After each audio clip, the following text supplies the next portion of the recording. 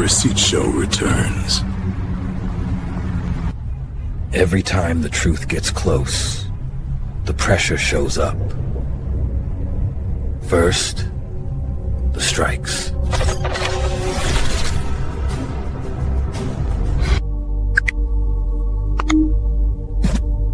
Then, the pressure. And then, it gets personal.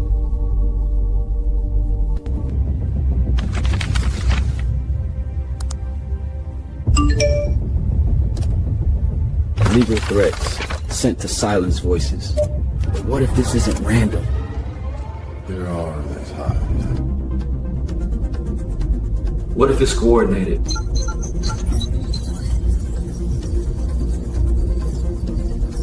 Tonight, we pull up. Receipt Show with KKC.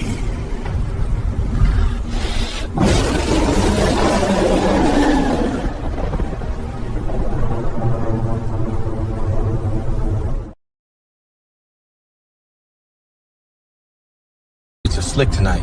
Good thing I'm wearing the quiet shoes. The city never sleeps. Just hides things in the puddles. Huh. That's my signal. They want the truth? I'm on my way.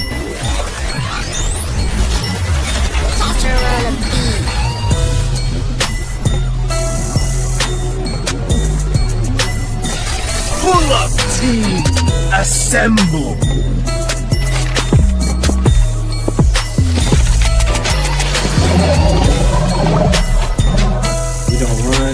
Pull up where it all comes together. Every receipt, every message, every dollar. Each one a point on the line. Watch how they connect. Follow the money and the picture clears. And at the end of the trail, that's the truth.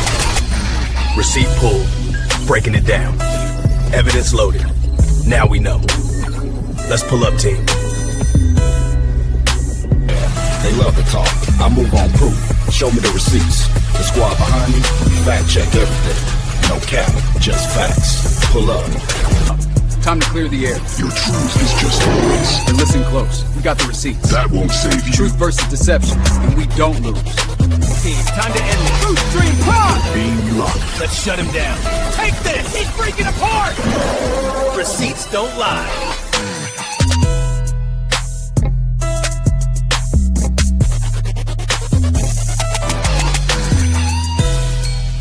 First tell one story. A seat like this tells another. It's not just gold and weight. It's decisions. Every word counts up here. Your receipt leaves a mark. Every document has a fingerprint. Follow the numbers long enough, and the story writes itself. The trail doesn't lie.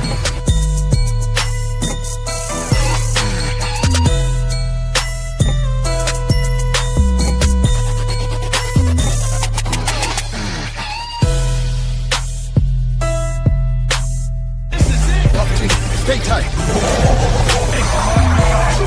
Fire! Launch it! Pull up team! The city's ours tonight! Look at him roar! Baby! Victory! Bar just hit 100. Hold steady. Here comes the truth. Truth incoming. Clearing up. Step in. Identity confirmed. That's our guy. We pulled the curtain tonight. Hustling. Bank trail locked. Receipts flagged. Here we go. The breakdown begins.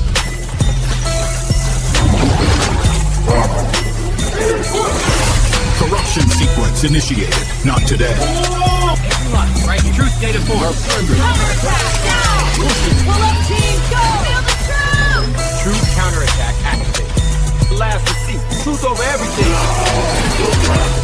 Case closed. Truth wins.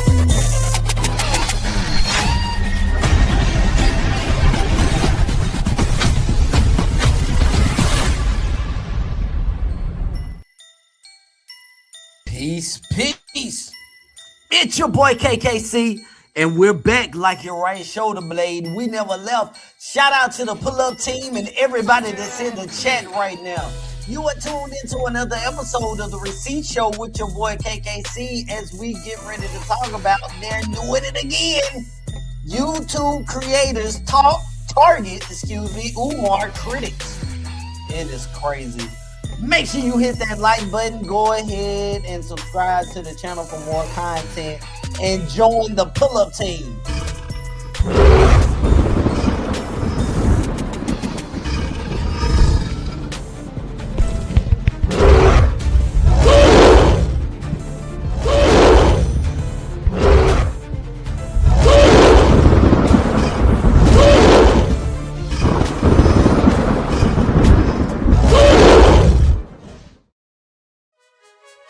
Listen, I'm so glad to be back. I've been out touching grass.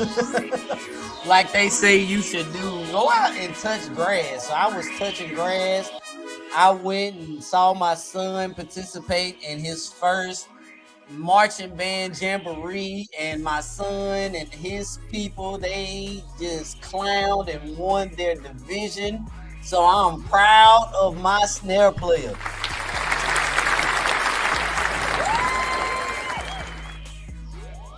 That's right, little QKC is taking after his dad, and he in a marching band. I'm just crying and just happy all at the same time. But let me get in the chat to see who has come to the show. We got 100% Real Man in the house. Shout out to Big Sis Candace. She's in the house. L Blizzard. I got my M&Ms and you in the house. We got Francisca in the house.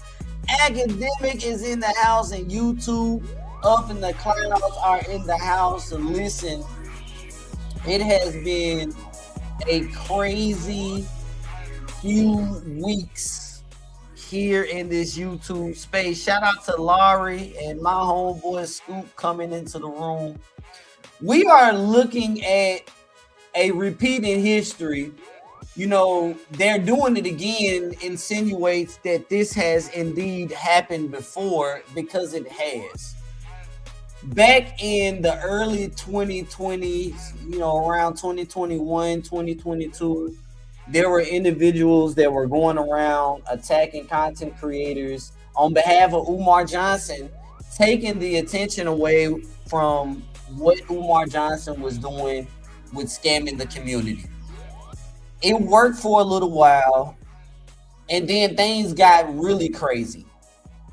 Individuals that were leading the charge, if you will, exposing Umar Johnson and saying that they were contacting various government agencies and authority institutions to bring Umar Johnson down, lost their credibility and decided to take their expertise of exposing Umar Johnson and turn it to the viewers of content creators' chats and towards the content creators themselves, turning things into personal attacks, and then turn around and saying they were victims from the chaos that they manifested, that they generated. And so we are back in that same time. And when I noticed that it was, you know, going down, I made sure that I called it out. I was like, hey, this is a play from back in the day. We have people that have come out and they're saying, never fear, I'm here and I'm going to take Umar Johnson down. I'm going to put the entire Umar Johnson saga on my back. And guess what? I'm going to be the one that's going to bring him to justice. And we saw a mass exodus of people turn their back on those that are ringing the alarm, and they're like, oh, I'm jumping on this bandwagon. Hey, this person right here, they got it good. And I'm like, hold on, this has happened before and it's happening again. So what's going to happen is people are going to notice that these folks are full of bull, and they're going to turn their backs on them. They're going to walk away and they're going to lose credibility. And when that happens, these folks are going to get mad. They're going to go and they're going to start attacking people who once supported them. And here we are. We got folks sending out cease and desist letters. We got folks submitting false and phony copyright strikes. We got people doxing folks' information. We got all type of stuff going on. And the main ingredient to it all is the gaslighting. That's the main ingredient, because we are going to show how people will tell you to your face. They will make a post. They will make videos. They will do any and everything to tell you that they are not a part of the BS, that they have to shift their focus and focus on the important things of bringing Umar Johnson down. They'll say all of this and then turn around in the same sentence, almost in the same sentence, go back on everything they said. We're going to see so many examples of that, and people that have been watching closely already know what's going on. As a matter of fact, I would say the entire chat at this point already know that Mary Ann is full of baloney. We have Lenae Stacks. She's full of Umar's juices, if you will. I mean, just nasty. And she's out here saying, hey, I gotta focus on bringing Umar Johnson down while still participating in the foolishness, being the main one doxing our good brother Rim Rum. And gonna sit back and tell her audience like, oh, I didn't mean to do it. I didn't even know I did. Yes, you did, because you purposely put a light black streak over the phone number, knowing that the phone number was still visible. You put it out there, then you gaslit and said, what phone number? When everybody was telling, we literally are looking at the phone number. So since you want to sit back and gaslight and play on people's top, like we just don't see the foolishness, everybody is going to stop fooling with you. And that's what's happening. Mary Ann went on ahead and put the nail in the coffin on her channel. She had an opportunity to backtrack and get people's, back on her side. But since she wanted to participate in coming into our arena, which is YouTube, a place she knows nothing about, and start submitting fake and phony copyright strikes to people, that nailed her coffin shut. Is over, because now people are going to challenge her and they gonna take me to court, is what they're saying. You don't have any copyrighted protected material. Even the movie that you made a video telling everybody to react to, you killed the copyright right there. But YouTube tells you, even if you do have permission, don't go and still don't do it. Because if it's stuff like this, folks will weaponize the copyright tool, not knowing that YouTube will penalize you for submitting fake and phony copyrights, because that's a real government, federal government tool. Like, you go to court for that. You can't just use it because I'm mad because y'all out here telling the truth and you exposing the fact that I wanted to lie on Umar Johnson to bring him down, and I wanted y'all to lie with me. And because y'all don't want to lie with me, it's a problem now.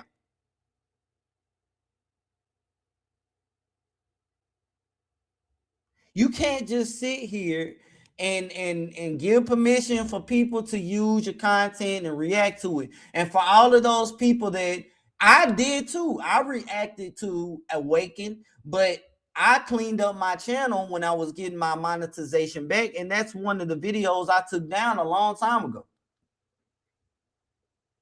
But even still, for all the people, let this be a lesson moving forward. When you are giving commentary on people's videos, when you are looking in the chat and you see those people say, no, let the video play, don't listen to that, because they could be agents that sent trying to get you to play the video past the fair use time limit, and then boom, you getting hit with copyright claims and whatnot, trying to appease your audience, not knowing that you were listening to a troll that was setting you up for failure.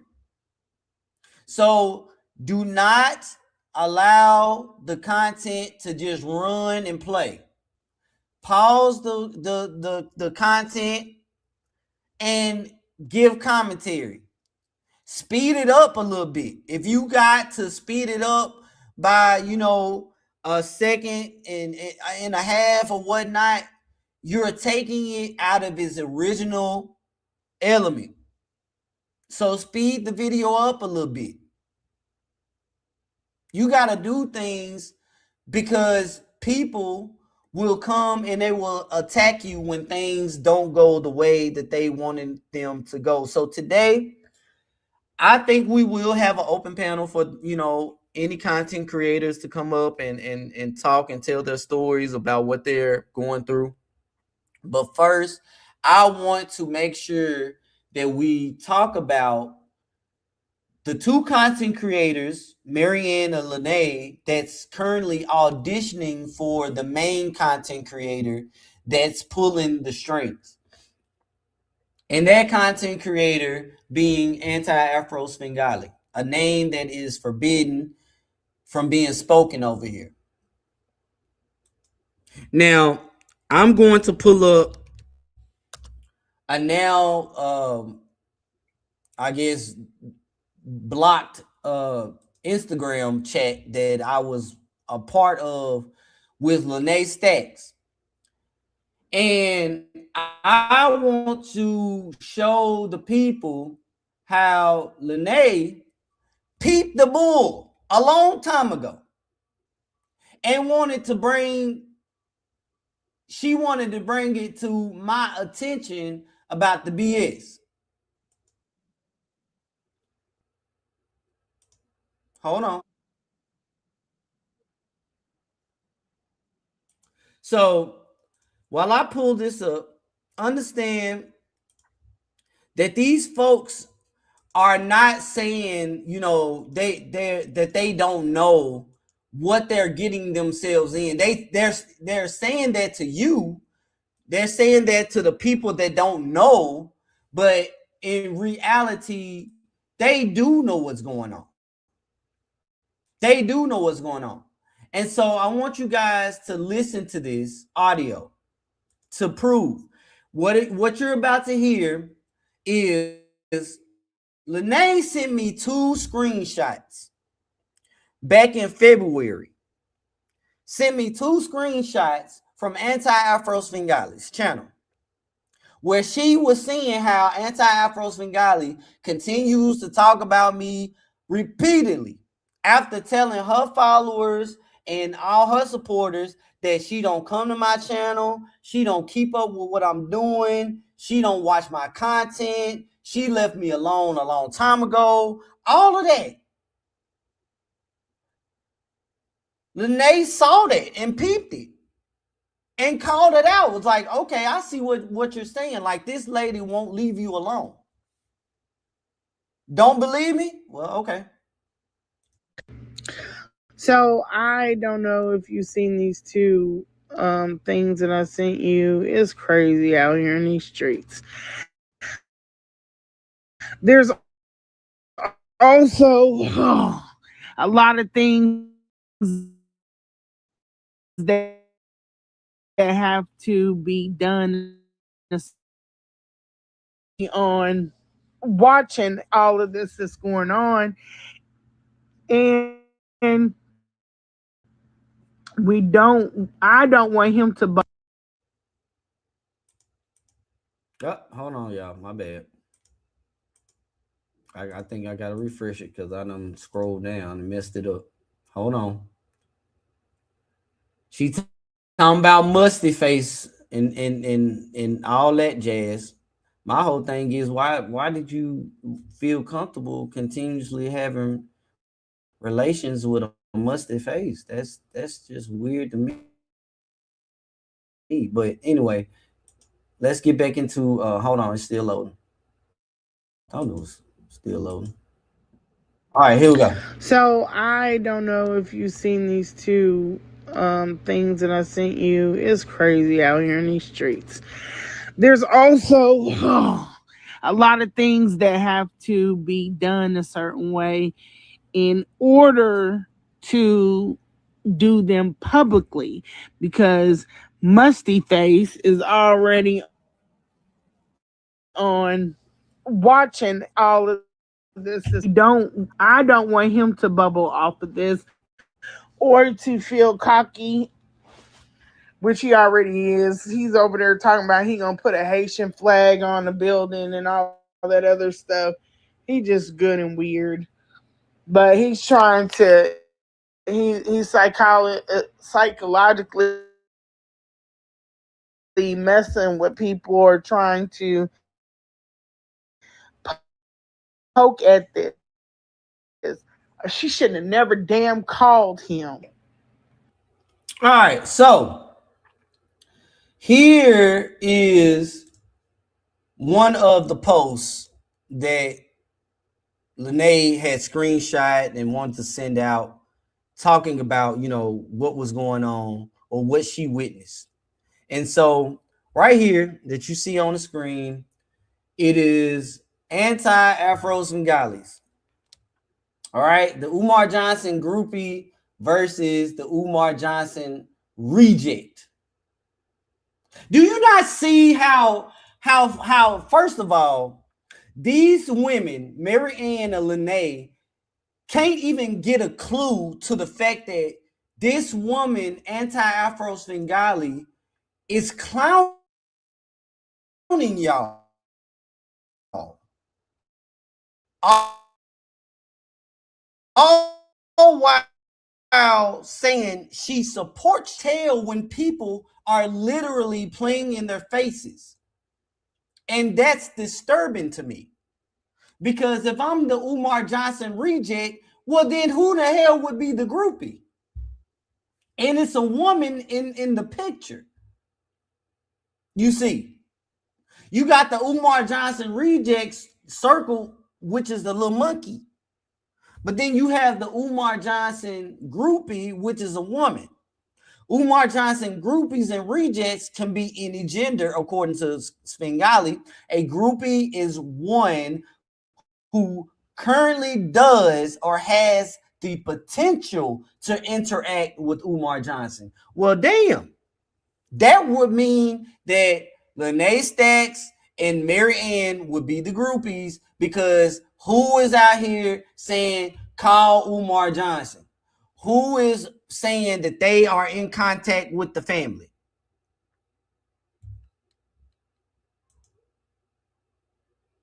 Like, let's be for real. A reject is one who had past contact with Umar or failed in that endeavor and who Umar ignores / wants nothing to do with. Oh my. So what she's saying is, Lenae, you moved into the reject zone. You was once a groupie. So you over here with me as a reject. Because Umar ignores you. You failed in your endeavors, and he wants nothing to do with you. Groupies have optimism of connecting or reconnecting with Umar. So you a groupie and you a reject at the same time. And you know, while I'm at it, because I've sent out some receipts.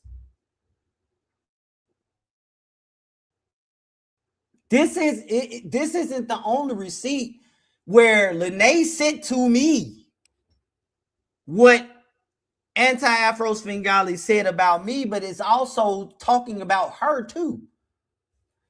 I got another real quick. Let me pivot by staying on the same topic. I've sent out receipts where Anti Afro Svengali thinks that Lenae is clueless. Now, mind you, I already know they are in the clouds. They watching. They're gonna make their videos. You're gonna have a strange pastor start playing with toys uncontrollably. It's gonna get real weird around here. It's gonna get real weird real fast. But I want you guys to walk with me with these receipts. It's so much, man. It's so much. And at this point, I'm like, okay, fine. I will talk about the complete and utter foolishness. I still have the live streams that I did with talking about the surviving Anti Afro Svengalis series and all that. And I said a lot of things back in the day that I believe that I can even critique myself and it's necessary, because I was sitting back listening to a lot of stuff, and even the beautiful Bernice, she was listening to some of the playback with me, and she was like, do you still feel like that about some of the things that I was saying? And I was like, you know what? I do not feel that way. I do not. And I wouldn't even, you know, I wouldn't mind bringing that all that up. Hold on. Let me see. Is this one of the receipts? It is, but I want to hold off on the receipt. No, not this one. Okay. That's more receipts. Hold on. Okay, here we go. This is what I wanted to show. Let me share this. Here's the receipt. King Kong Crud forgot to tell his clueless guest that he's also an Umar Johnson reject. You see, when I first brought Lenae to my channel, and I was like, you know, hey, Lenae, I want to open up my platform to help you, you know, get your story out here. I would call Lenae. I would talk to Lenae all the time. A lot of times it's because I have insomnia. Y'all just don't understand. I'll go to bed at 7, 8 o'clock at night, and I'm up at 2, 3 o'clock in the morning, wide awake. It makes me so angry, but it makes me feel good to know that there's other people that are also up and, you know, got their day started at the same time. I learned Lenae was one of those people. So I would hit her up and we would just chop it up. We would chop it up from like 2 in the morning to about 8 o'clock in the morning, talking about all the stuff dealing with Umar Johnson. No BS, nothing funny, no trying to, you know, link, nothing weird. And so I made that perfectly known to Lenae. This is why I be up. It's insomnia, man. I can't help it. It's just it is what it is. So the day that I first brought her to the panel and we chopped it up, 4 hours after the live stream, Anti Afro Svengalis says that I need to inform my clueless guest that I am an Umar Johnson reject. And so when we go back to the post of Anti Afro Svengali and we trying to figure out, like, what do you mean by reject? Well, there you go. I blew it up for all the people to really see. And Umar Johnson reject, according to Anti Afro Svengali, is one who had past contact with Umar or failed in that endeavor, and who Umar ignores / wants nothing to do with. You see what I'm saying? So I was supposed to tell Lenae that I'm a reject and you gonna become a reject if you're not already a reject right now. She says I'm a deadbeat like Umar. She's trying to say that I'm a deadbeat father. You see, I have all the information about how Rev G decided to look into my personal background and saw that I was on child support. He decided to twist the story and say that I was jumping from job to job to job to job to avoid paying my child support, and that I owe child support, and that I was trying my best not to pay and stay under the radar. So much so that they tried to tell this whole lie that I'm monetized on YouTube, but I'm avoiding paying my child support, trying to encourage people to contact the Juvenile Justice Center to let them know that we found somebody that's trying to sneak under the radar and not pay their child support. So they tried to put me in that same category, like, okay, he's calling out Umar Johnson for being a deadbeat, but he's a deadbeat himself. All the while, you don't hear them talk about the child support situation anymore because they know that I'm no longer on child support, which would insinuate that I must have paid everything that I owed if I'm no longer on child support. And they can't talk about that because, that would kill their whole narrative that I'm a deadbeat father. Because then that would mean that I did go to court and I did handle stuff. And so much so, the court saw something. And you are absolutely correct, because it's not being a deadbeat at all. So much so that I had the opportunity to put my child's mother on child support because of not reporting income. Why would I do that? I decided to know I don't need to collect what is owed. I know they owe me. I know they owe me. But what makes it so funny is that you will, and mind you, I don't mind talking about my situation because I've already made it known that if you out here and you need to take your child's parent to court, do so. But I recommend, if you can handle the situation outside of court, do so. But I advocate for the men. So I don't mind talking about my situation. Yes, I'm a divorced father of a young man. I was married to his mother. We co-parent well. But I also have joint custody of my child. Both my children. It's called equal decision making here in Tennessee. They live primarily with their mothers. I have 169 days with my children, and they have the mothers 196 days with the children, which leaves a 28-day difference the month of February, where they have more days with our children than I do. I get more time with them in the summer. But this is important because these people will try to dox you.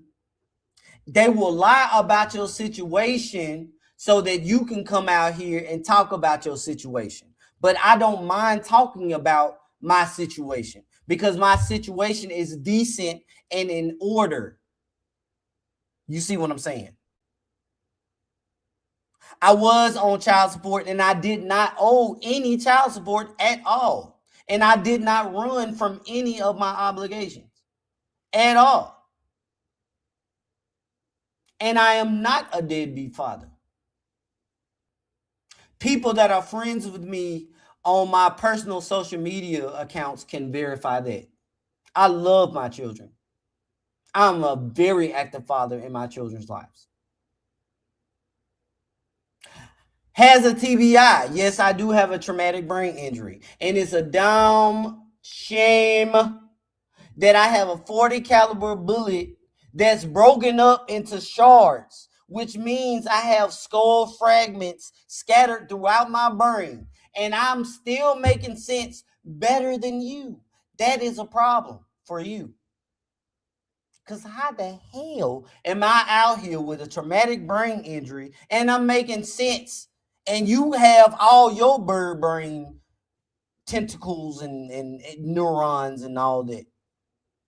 I don't think bird brains have tentacles, but in case they do. Out of control temper like Umar. Listen, I don't have an out of control temper at all. Everyone knows that I am a deacon. I keep it 100% real. I keep it real. Even my church members know I keep it real. But what I don't do is deal with the BS. Cause I let it be known. I'm at the altar with you. I'm dragging you to the feet of God, me included, because I know that I can get out of pocket. But let me tell you something. We can take these communion crackers and this communion wine, and it'll turn into Newports and Colt 45 real quick. Don't play with me. And don't let nobody out here shame you if you on your walk with God trying to tell you ain't got it together, because Jesus did not run and walk with some mediocre people. It was some folks that cut folks' ears off that walked with Jesus, and Jesus had to put the ear back on. Like, all right, man, calm down, man. Quit playing. All I'm saying is, I will turn up on you. And I will do everything I can to keep it from getting there. I will do everything I can. But I'm not for the foolishness. And my Lord and Savior isn't for the foolishness either. Thank you, Miss T. Pre. I get it from my Lord and Savior. You got a problem with it, put it up with him. Because we ain't for no BS. Recklessly consumes an inordinate amount of alcohol. How do you know that? How do you know that?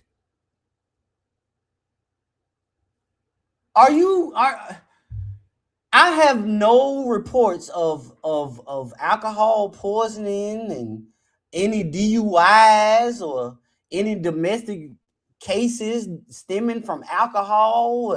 What are you talking about? And yes, I smoke weed. And no, it's not against medical advice.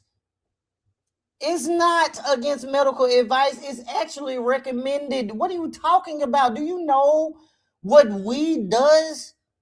Do you know the health factors of Mary Jane? Do you not understand that?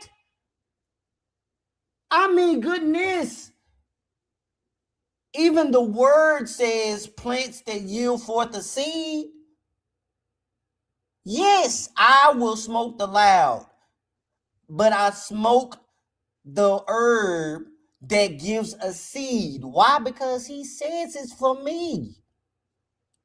I even tell my Sunday school class, yes, I smoke weed. No, I'm not telling you that it's okay to smoke weed or that you can smoke weed. What I'm telling you is how I understand the word. But if a conviction is placed on your heart to stop smoking it, stop.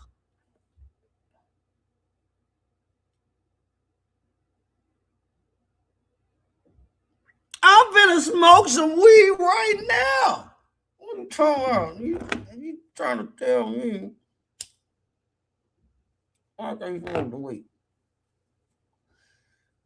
I'm smoking the weed right now.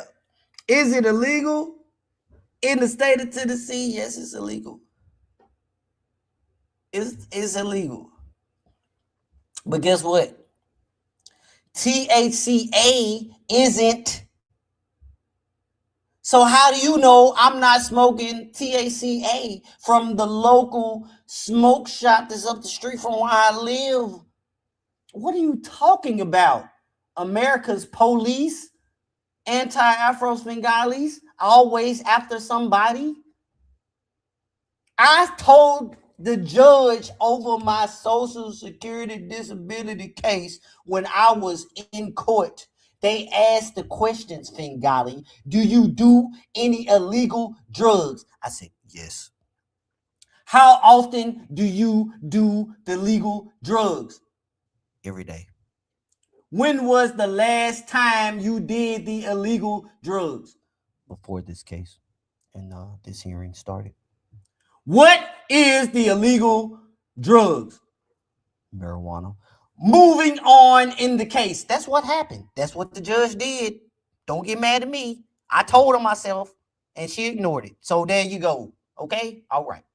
KKC also forgot to inform his clueless guest that if it wasn't for others, KKC would not have a channel. Well, good Lord, I do my best shouting out the pull-up team on a daily basis when I go live. I thank everybody that supports the channel. I do everything I can. As a matter of fact, you can watch it happen right now. Why? Because my opinion matters, and so does her opinion. And she wants it to be known that she just joined the pull-up team. Somebody that helped me build the channel.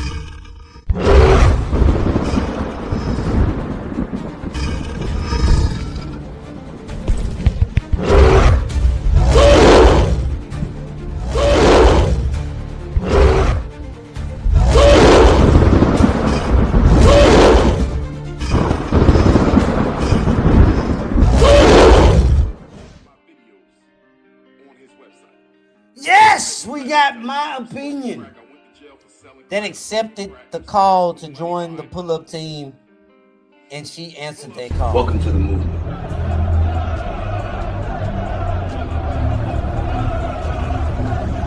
In this team, we stand on truth. All I'm saying is, you know, these folks that don't watch my channel watch everything that's going on. And the real reason as to why she is saying KKC would not have a channel is because she was a moderator over here, and she wants people to believe that AFW friends and supporters built this channel. But my thing is, when AFW friends and supporters got kicked the hell out, she likes to say, we left. This is after she came to the channel and said, hello, everybody. And she saw her name wasn't blue anymore. So she deleted her comment and she never came back. That's what she don't like to tell people. So after you got kicked out and realized it, and then you left and never came back, that lets me know that the friends and supporters left too, right? So after y'all left, what happened? Who came and filled that gap? Who are all these other new people if you built the channel? No, what you did was come over here hoping that I was going to push your bullshit once you stopped talking about Umar Johnson. And then you spun it into you was a slave over here, and I wanted you to go out and get Umar Johnson content and bring it back to me. And you thought you was going to punish me by not talking about Umar Johnson anymore. So it's like, okay, it seems like we're still talking about Umar Johnson without you. So what did you do? What contributions did you make? And truth be told, I rarely talked about the videos that you put out when it came to Umar Johnson. I barely talked about your bogus videos. I still have all the live streams that I've ever done. And majority of my live streams were covering the videos that were on King Kong Consciousness. And not you. That is craziness. But going back to, you know, this right here, what Lenae sent to me, she says, a reject is one who had past contact with Umar or failed in that endeavor and who Umar ignores, wants nothing to do with. Here are some other differences. Groupies have optimism of connecting or reconnecting with Umar. Groupies exhibit a jovial and supportive demeanor. Rejects know they lost their chance to be next to Umar. Rejects exhibit rage, resentment, and jealousy. My. The category that you done fell in, Lenae and Mary Ann.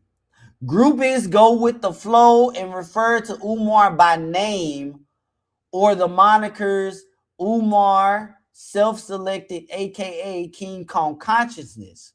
A reject names their YouTube channel quasi-identical to Umar's YouTube channel, desperate for Umar's attention and increased overall visibility. Because the channel name was King Kong Crazy, and yes, I named the channel knowing that it was going to capture the attention of the people, because King Kong Consciousness and then King Kong Crazy, it will automatically pull up. And it worked. And they're mad that I did that. Because to searching Anti Afro Svengalis. Don't nobody care about that. But going back to the next meme breaking down the Umar Johnson groupies and rejects. Groupies simply spread the word about Umar's planned activities and parrot his phrases, information, etc. Okay, so let's take a look at some things real quick.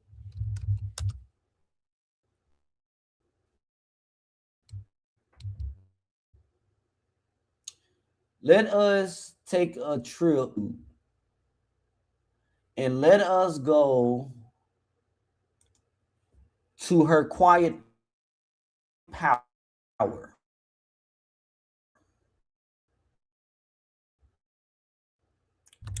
Of what we see when it comes to her quiet power.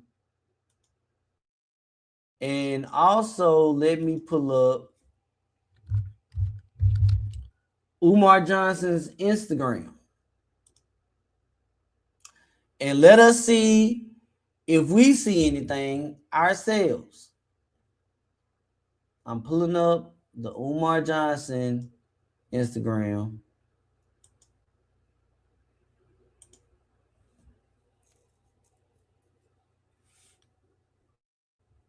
Okay, all right, it's loading right now. And we got some pictures loading up and whatnot. Okay, all right, let's keep going.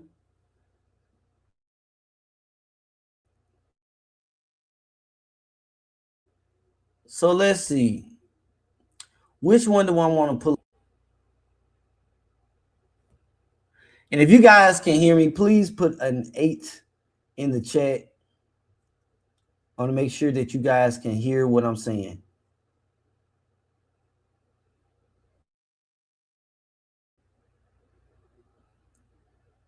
Let's see. Let's see. We got the Good Garbage Day emails. We got. I know which one I want to pull up, but I'm trying to see. All right, that's Caucasian Nation. No, not that email.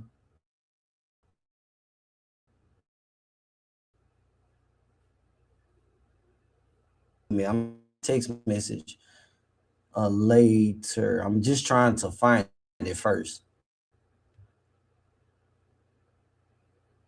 All right, that's the text message about the schools. Not that one. Not that one.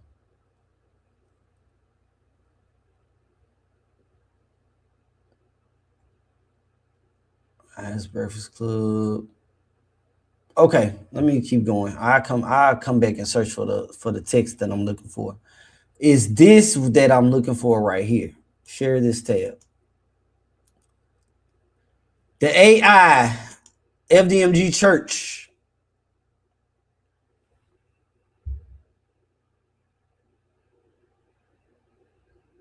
Okay. Hold on.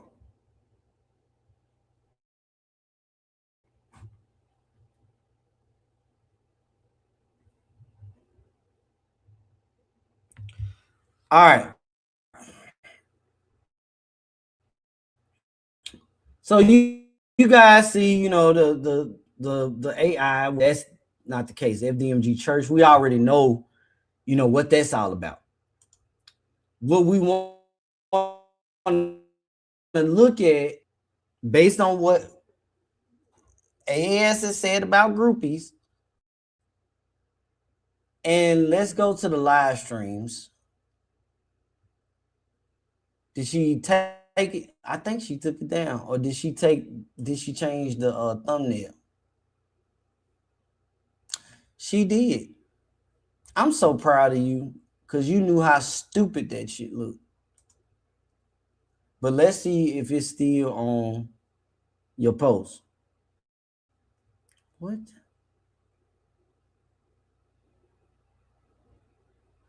Oh man. So this is what you want to do? Okay. See? That's supposed to be Lennon. That's supposed to be me. Now let me start my conspiracy theories. This is what I'm talking about.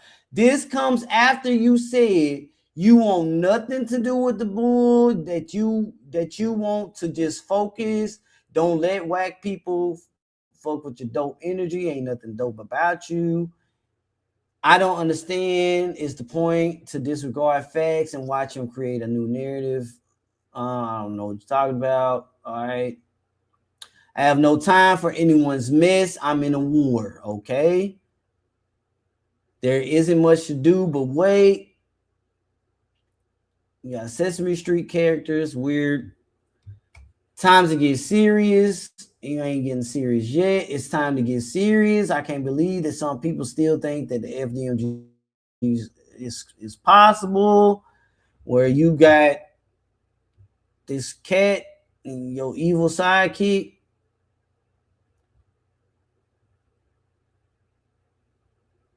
Oh, there it is. There it is. And then she wanted to say, "Oh, I was taking after Afro Man. I was trying to act like Afro Man and put on the RBG, and you know, I wanted to be Afro Man, and Afro Man ain't got no RBG colors on. Afro Man wore the American flag as a suit, and we do see somebody that has on an RBG damn suit though." But when we go back to what Svengali said, groupies simply spread the word about Umar's planned activities and paired information, etc. You damn groupie.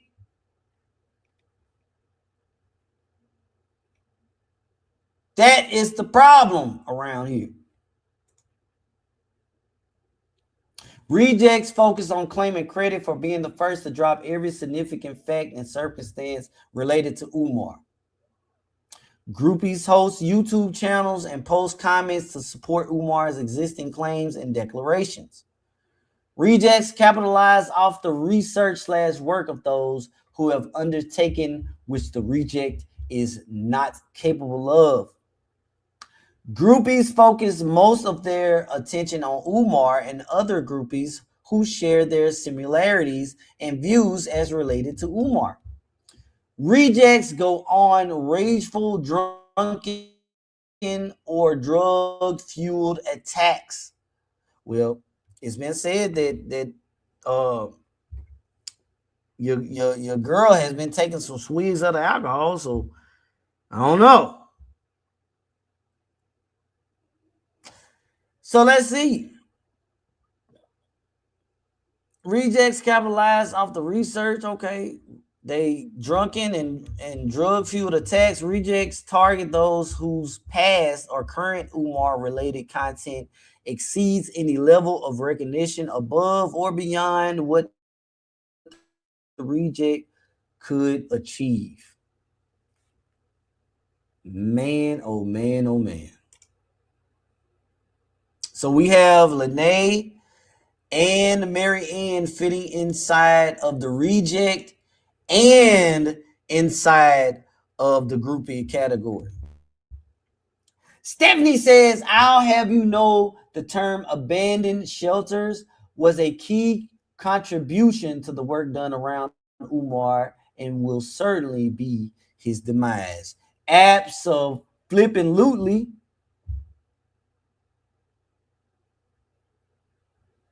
The thing is, we all contributed to finding information out when it came to those abandoned shelters, those abandoned, dilapidated buildings, the ones that the city wanted to tear down. I found that information.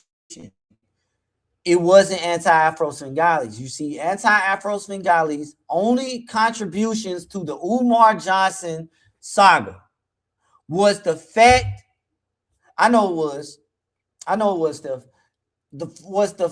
fact that one, Umar Johnson was behind on child support. She always dug into his child support case.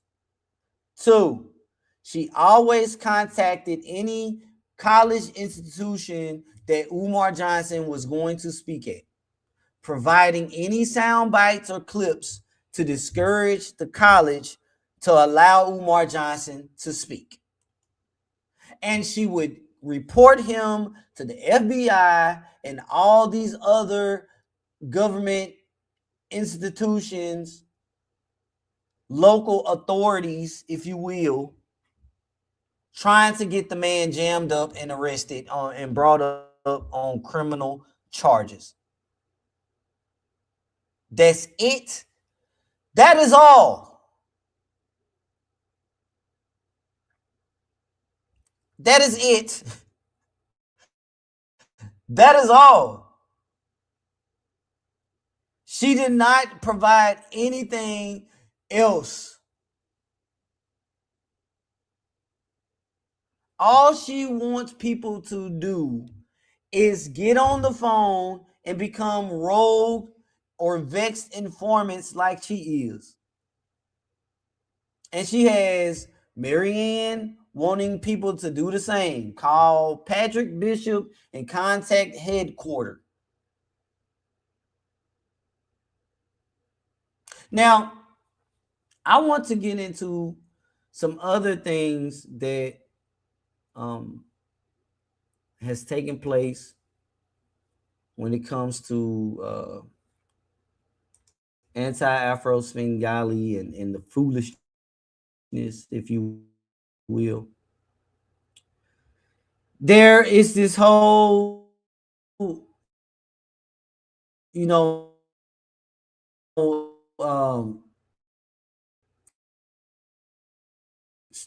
story that Social Security Administration, and she did so wanting to get people's information, if you will, right? She was like, what she say? I am wanting to get a job to stop the benefits is what she actually wanted to do. She wanted to get the benefits shut off for myself and for the beautiful Bernice. She was upset because when she was over here, it was a show William Clay, and during the show, we had a panel of, told their stories or whatever, and it was all good, but what wound up happening, I'm in my email. What wound up happening was one of my mods took the panel and she came up telling a lot of her business, her personal business about her ex-husband. And I was playing devil's advocate. I was just being just an asshole that night. She took it personal. She got upset. She didn't want to be a mod over here no more. She stepped off. Okay, cool. That's understood. No problem.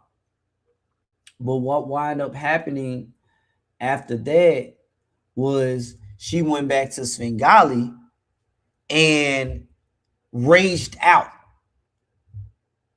I didn't say anything about that situation for 2 years. Anti Afro Svengali, she was, saying, encouraged the lady to come back over here and become a moderator again and all that. I didn't find all that out until, behind, when everything wound up, hitting the fan. Everything came out. But for 2 years, I didn't say anything about the moderator, about the show, about anything. But Anti Afro Svengalis, she did.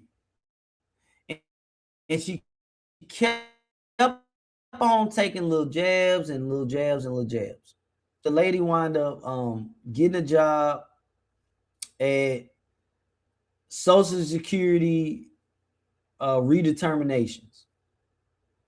And she wound up allegedly getting the information for other content creators.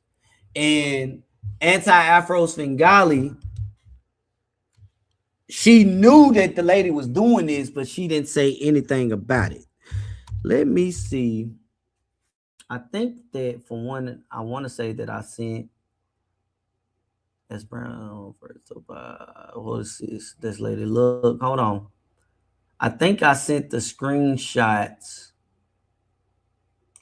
to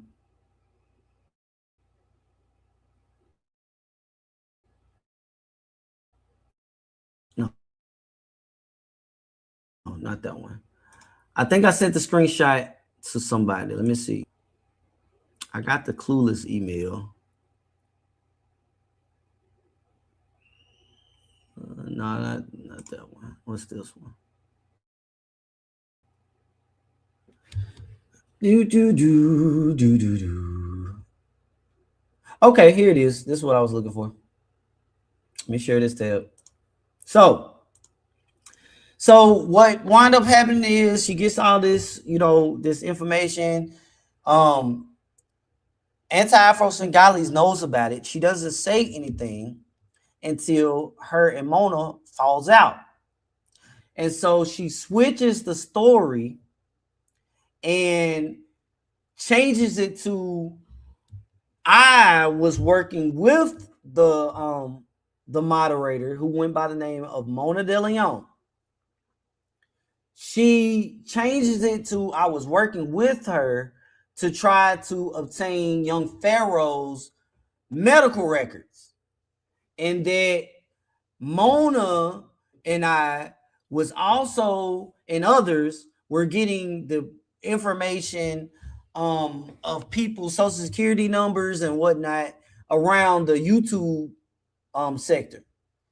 And so they did this whole campaign of, contacting and filing reports on that, in which I really did have to file a report because this really, it didn't affect anything. The most I had to do was prove that I didn't have any other forms of income. And that's just submitting the forms of income that I have and then letting them do their job to see if I'm lying about it, right? But I had to do that. But then I also filed a report that the reason why y'all are asking about this is because there's people that are on YouTube that are lying, and one could have gotten a job at your facilities and is illegally accessing my records. I had to report that. Here's the meme that Anti Afro Svengali decides to doctor up. You see, when she found out that I was a deacon and I was going through deaconship and all that, she had to get on it. So she says KKC offered money to buy young Pharaoh's medical records from Mona De Leon. And as you can see, she doxed that lady's name, aka the Social Security bandit. KKC joining a cult erases none of that or any other fuck shit KKC perked on and off YouTube. This Satan shepherd holds no credibility to lecture anyone with a scam religious title in tow that was bestowed by and favored by Satan. What cult did KKC run off and join, which anointed him deacon at / about age 40? Now this evildoer is back stalking Rev G, perping as a deacon and seeking to Afro Gestapo my AA's free speech. It's clear that this envious evildoer is simply a peon, drunken monkey shepherding for Satan. Welcome to the show, White Whale, and anybody else that's just now tuning in. And you know, it's one of those things like, wow, I can't go out and better my life without these people digging into my business, worrying about me bettering my life. They're saying I joined the cult, in which I did not join the cult. But so what if I did join the cult? Why do you care? What does me joining the cult do to you? How does that make you digest your food any better? How does that help you have a bowel movement? How does it help you get any sleep or perform better at your job? I don't get it. And stalking this man, how? When this dude went live, Rev G literally went live, showing that he has a toy monkey that he believes to be me that he plays with. Like I still can't process that.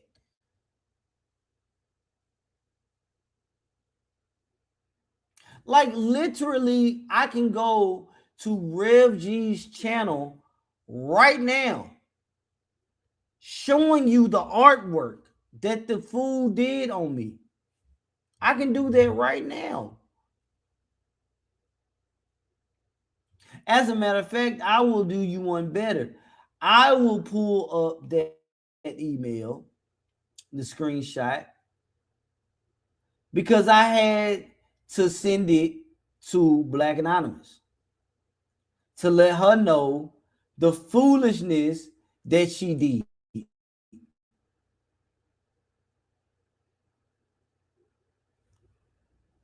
Like, this comes just a few days ago. I ain't said nothing about this dude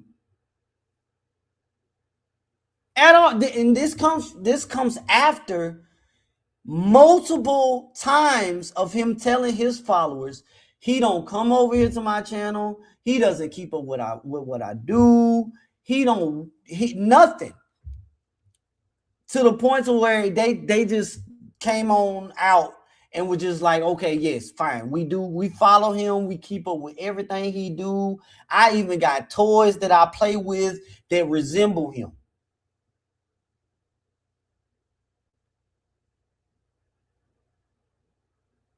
Oh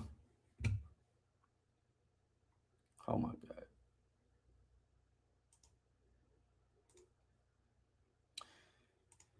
Let's see. Video file.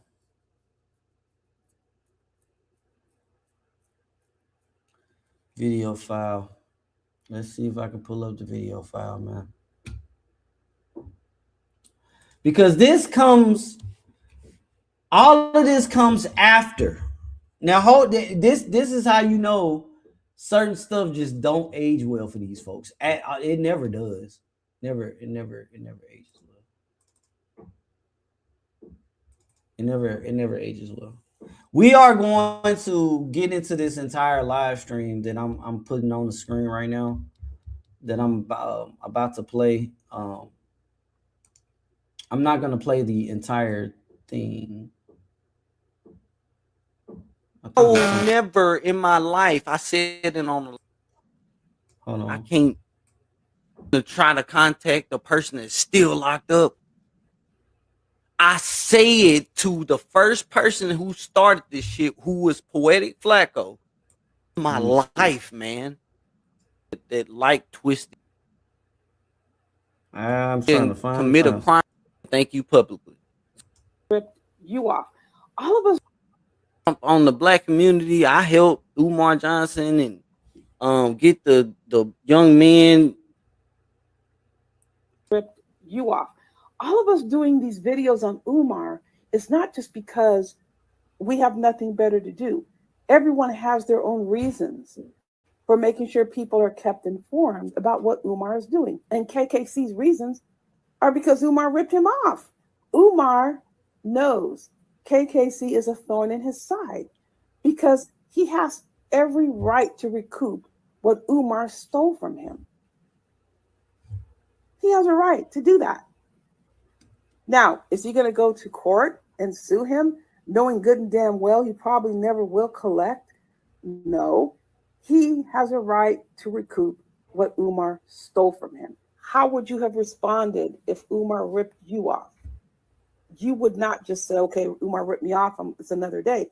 You're going to pursue however you felt you needed to pursue to get compensated. This is his way of getting compensated, but by no means does he deserve to be relegated. He is not the kind of person that you characterized him to be.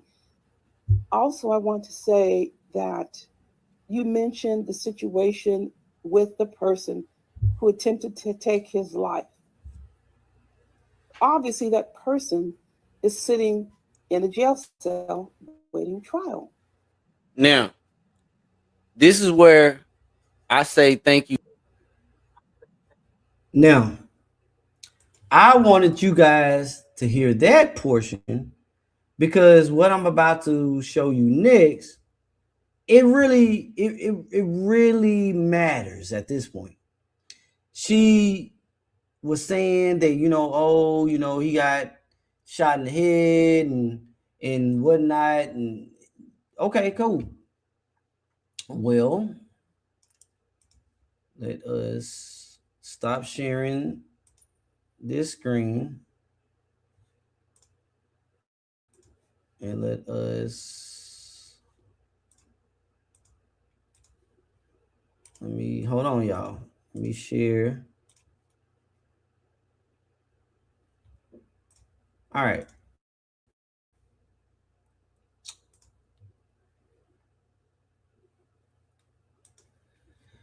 King Kong crackhead. King Kong crackhead. It's not because she's calling me a drug addict. Can you hear me? Did y'all hold on? You said no sound. 323. So put a 8 in the chat if you heard the AAS audio. I need to know, when did the audio cut out? Did you hear the AAS audio? Put an 8 in the chat. If you did not hear the AAS audio, put a 9 in the chat.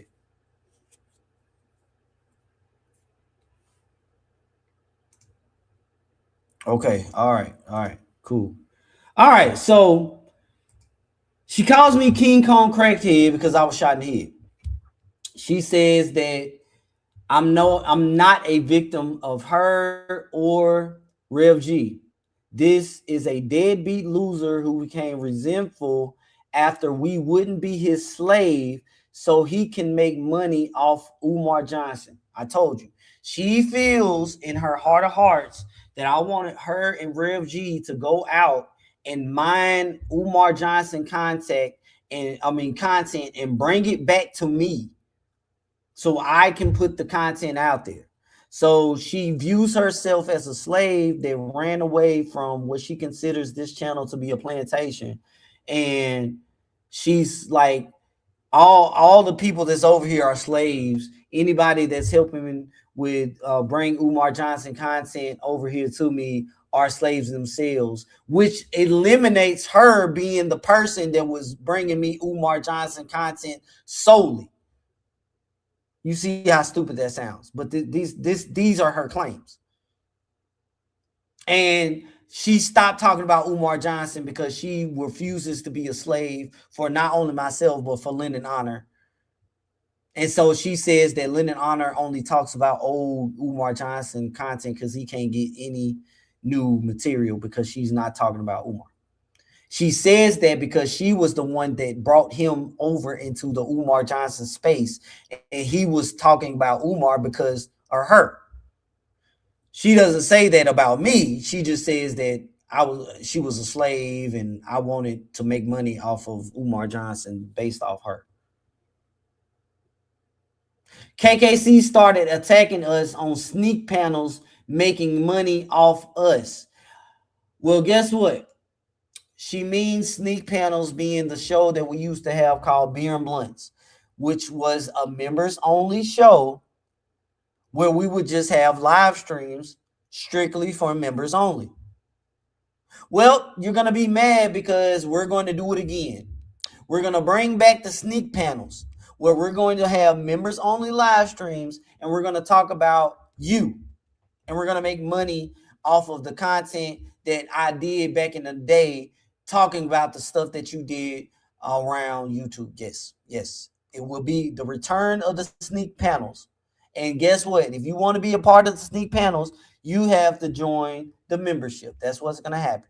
The sneak panels will return. And guess who's going to know about the sneak panels? The pull-up team. And guess who will be able to participate in the sneak panels? The pull-up team. But guess who will be able to watch the recording of the sneak panels? Everybody. Because we're going to do the sneak panels publicly. And then we're going to move it to members only. That's what we're going to do. And I have every right to do so. Because the people need to know about you as a content creator and how low down and vicious you are. You see what I'm saying? Because Lenae and your crew like to gaslight. I don't do the gaslighting. That's a word that needs to become very prevalent in this situation dealing with these people. Is gaslighting you all. I'm not for the gaslighting. I don't care how many times you go out here talking about you're not going to do this, you're not going to do that, because I'm watching you. I watched you dox Rim TV,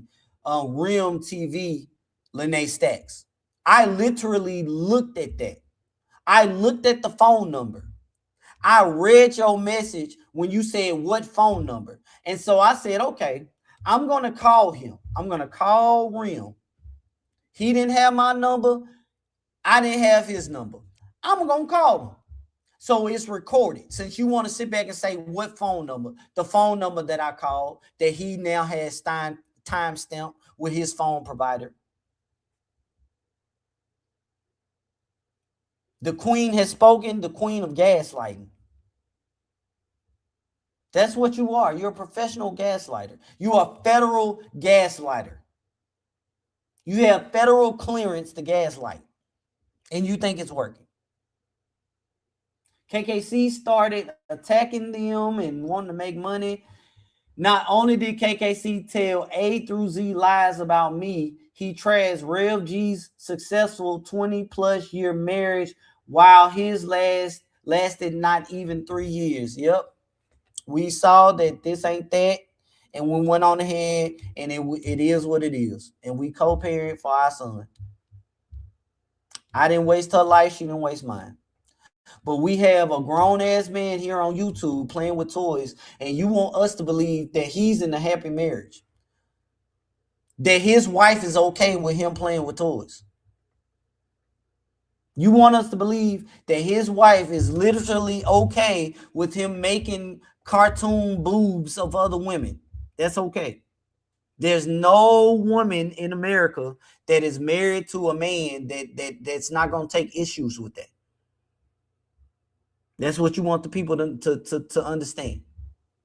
That she's okay with him going out here intimidating the people that called and emailed her job repeatedly. Or do you want us to believe that he's been married to you for 20 plus years and that you are the only woman in the world that will marry a soft ass man that play with toys? His marriage is successful because he's married to you.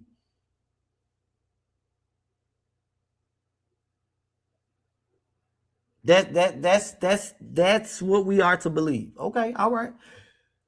Will we ever be in a position to make money off KKC? Well, shit, we got people that monetize their channels every day. Rev G being one of them. He's monetized and he has videos. You get what I'm saying? You see, Rev G has constantly talked about me. He hasn't stopped talking about me. He even did a live stream that is on members only, where he's what? Talking about me. You think I'm lying?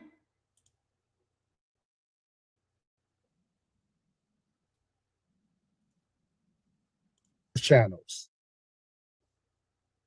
It's Mary and Marianne and Lenae, and they just go ham. There's no reason to talk about Marianne's father. And I can't believe that King Kong Crazy is in on it, talking about Mary's father when he was crying like a baby. Anti Afro brought up his family. Oh my goodness. I was crying like a baby. I was crying like a baby when Anti Afro Svengalis brought up my family. He's surprised that I'm talking about Mary Ann's father, whose legacy that was left behind is having a building burned down that he neglected to repair and refused to make the people that were injured from said negligence whole before he died. His daughter is out here allegedly wanting the people to believe she paid for 39 other donors, received a $68,000 check, but she will not make right the wrongs that her father did. All the while submitting false copyright strikes and not taking accountability for all the lies that she told. I was the one who told her, should you keep lying, these people are going to dig deeper into finding the truth. And it's going to get to this. And in doing so, we find that you have the opportunity to really make some people whole that was wrong by your dad, but you would rather try to lie on Umar Johnson and bring him down. But I'm wrong, mind you. I'm wrong because he said that I wanted to bring, or I'm wrong because I'm speaking of Mary Ann's father,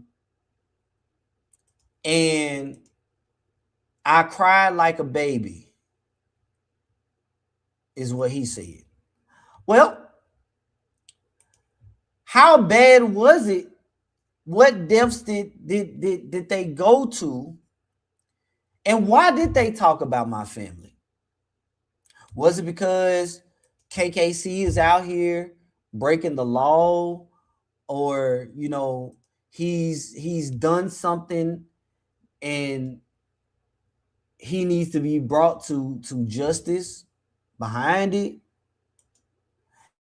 Has his family done something wrong and they need to be exposed? Is that what happened?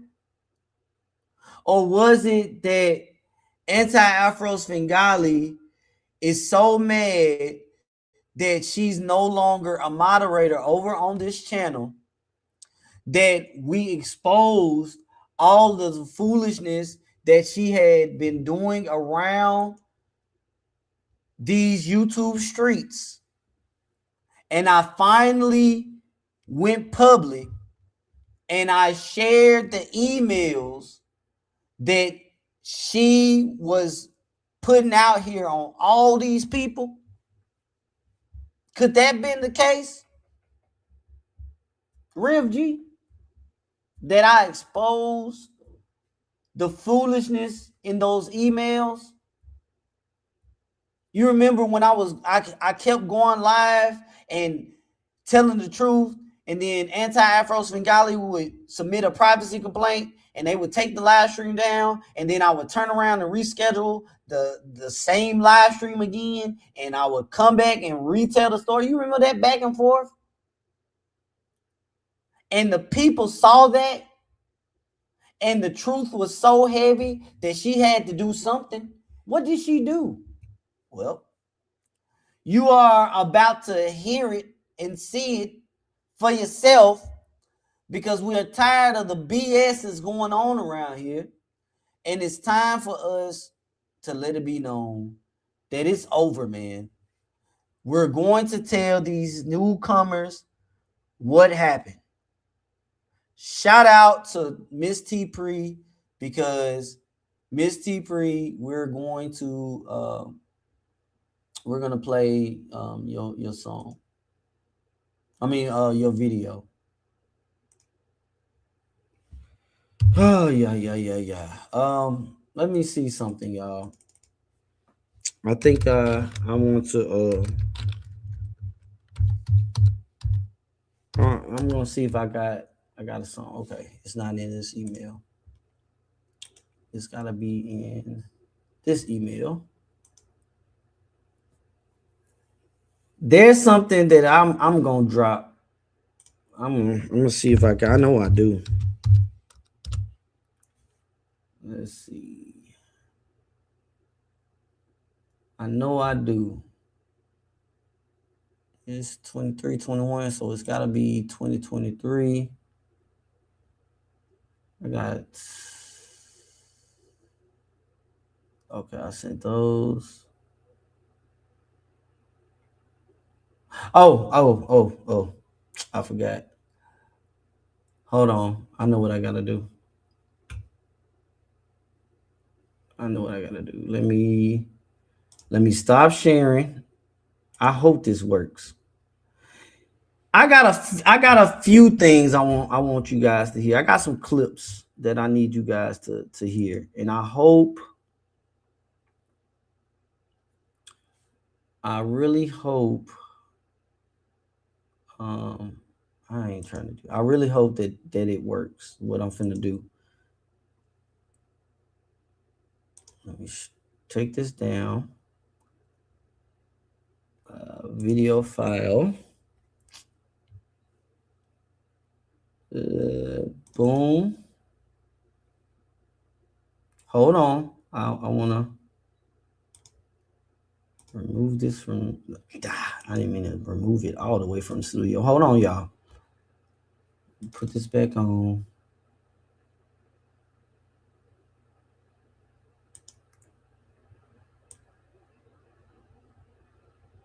Hold on. I gotta find. I'm looking for a song.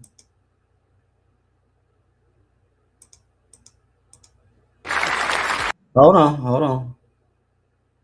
I need y'all. I really want y'all to hear something.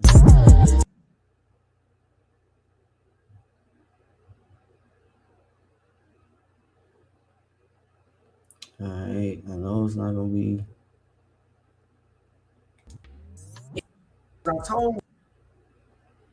KKC. No, hold on. Nope. No. I need y'all to hear something. Hold on. Beat you up. Okay, this is the first one that I need y'all to hear. So, and this is definitely no song. This is definitely no shot at remix. I want to make sure that I say that is. Hold on. Can you guess what this song is called? Okay, this is no shot at Remix Waylife Guide at all. This is back when he was recruited. This is back when they had recruited Remix Waylife Guide to come after me, right? And try to do their dirty work. And I'm like, okay, I see what's going on here. And he was talking about, I think, you know, he was gonna come down to Nashville, we are gonna fight, whatever. And Anti and Rev G was in the chat of his live stream. Now, when this was going on, Anti Afro Svengalis had made it known that if you claim to be an AFW friend or supporter and you go to these louse-filled chats and you hang with the demons and these people are talking about doing harm or talking about doing this, that, and the 14th, well, I consider you having ulterior motives. And she uses that as a reason to report you if she can find out who you are, because you are a rogue public servant and you are supporting the abuse and torture of people. And you shouldn't do that as a public servant. So I made a song about how she said that while being in the chat while Remix was saying what you were about to hear. Make sure y'all hit that like button. Let's get it. You scared of me. Guess what? You not that far from me. So if you want to start that YouTube shit, I will come and see you. I already got your address, all that. I will pop up on you and beat you up. But I ain't even gonna just show it to your house. I'm gonna wait till you leave, go to the store, I'll beat you up and put it on camera. But sitting around while this is going on, and you're not saying, number one, I'm out of here. Number two, this is wrong. You're just as responsible. And then you pick up one of the main culprits engaged in this behavior. So when I see you appearing in spaces where I consider friendly, the feeling that I get is that you have ulterior motives and you're there for a reason other than to just participate in that live stream. You know I'm gonna beat your ass too, don't you? I bet you won't see no boxing match with me and you. Yeah. You should be fighting a nigga that try to kill you though, but you won't do that. You a coward. You know, you just want to talk, you know, beef with niggas on the internet. But I get it though. But I ain't cut from where you come from. I got nigga dead people on my arms and tattooed on me, nigga. You don't know shit about where I'm from, and you ain't even from Nashville like that, bro. You from probably some suburb or some shit. Stay in your lane, my nigga. For real. For a nigga come see you. You're just as responsible. And then you pick up one of the main culprits who engaged in this behavior. So when I see you appearing in spaces where I consider friendly, the feeling that I get is that you have ulterior motives and you're there for a reason other than to just participate in that live stream. Yeah, like, I got some little motion too in Nashville, so yeah. Just start playing on YouTube if you want to, little bitch. I'm not fucking through, my nigga. I'm a nigga that won't really come and see you, and then I'ma smack you around, and I'ma use you for content. So I hope, nigga, if you got a gun, nigga, it don't matter, cause nigga, it's Tennessee, so you know, everybody have a gun, but I'ma beat your ass though when I see you. You're just as responsible. And then you pick up one of the main culprits who engaged in this behavior. So when I see you appearing in spaces where I consider friendly, the feeling that I get is that you have ulterior motives reason other than to just participate in that live stream. Going crazy. I know you listen, you little bitch. I bet you will never pull up to my show, nigga. You will get more respect, nigga, if you pull up to my show, nigga. Because you scared. You scared of me. This one, you not the fact. Anti-Afro, I will catch some KKC. I am feeling you were you did the right thing by not releasing that. Okay, I get it. Okay, I'm getting it. I'm getting it.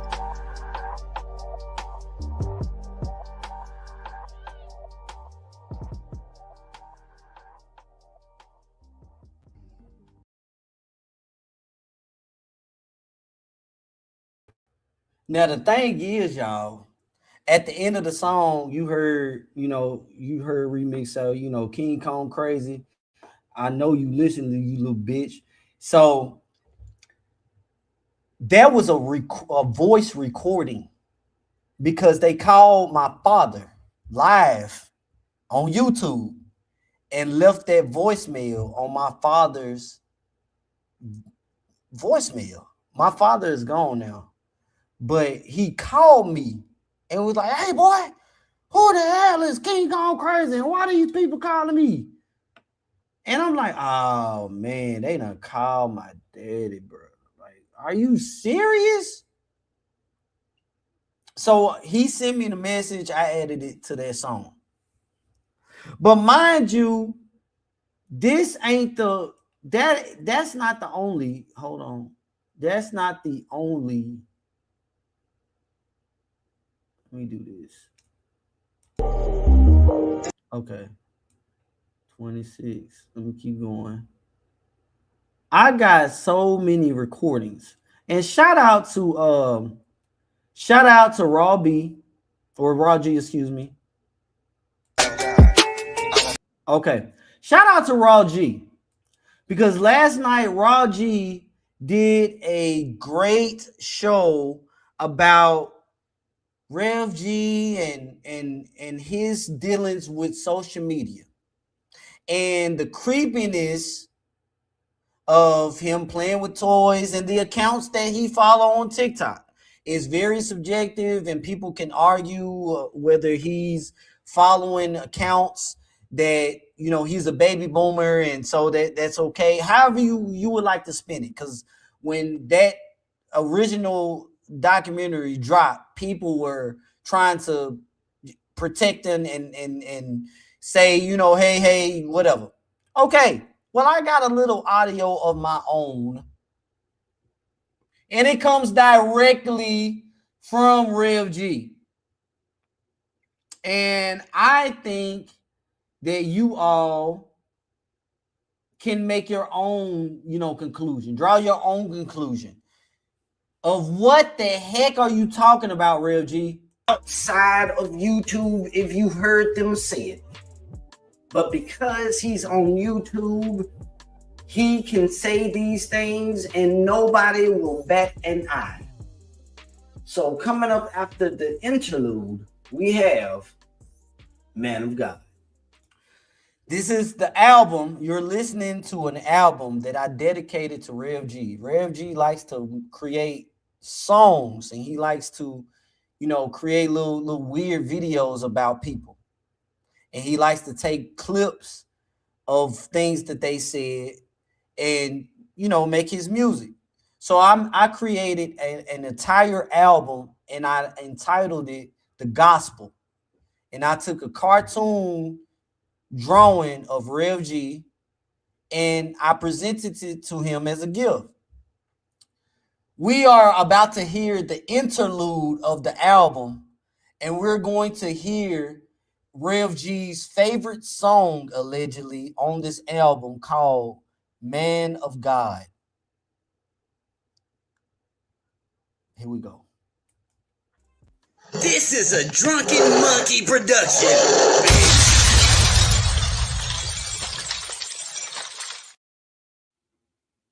Like, it's about sucking or about taking it in the booty or something like that. I'm a man of God.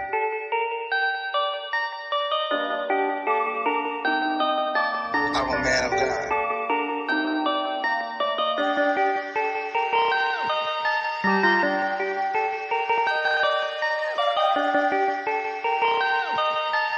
Perfect. I'm a man of God. I'm a man of God. I'm a man of God. I'm a man of God. What's your point? What's your point?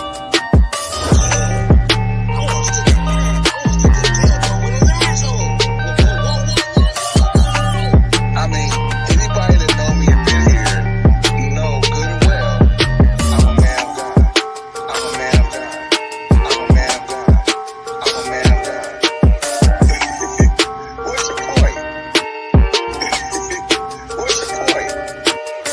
Like, you know, it's about sucking, about taking it in the booty. I want to stick a dildo with his asshole. I'm a man of God. I'm a man of God. I'm a man of God. I'm a man of God. What's your point? What's your point?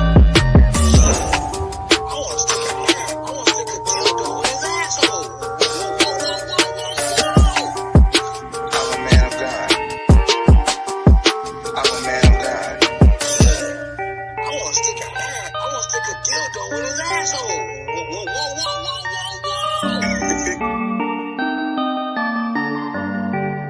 I'm a man of God. Like, you know, it's about sucking, about taking it in the booty. What's your point? I mean, anybody that know me and been here know good and well I'm a man of God.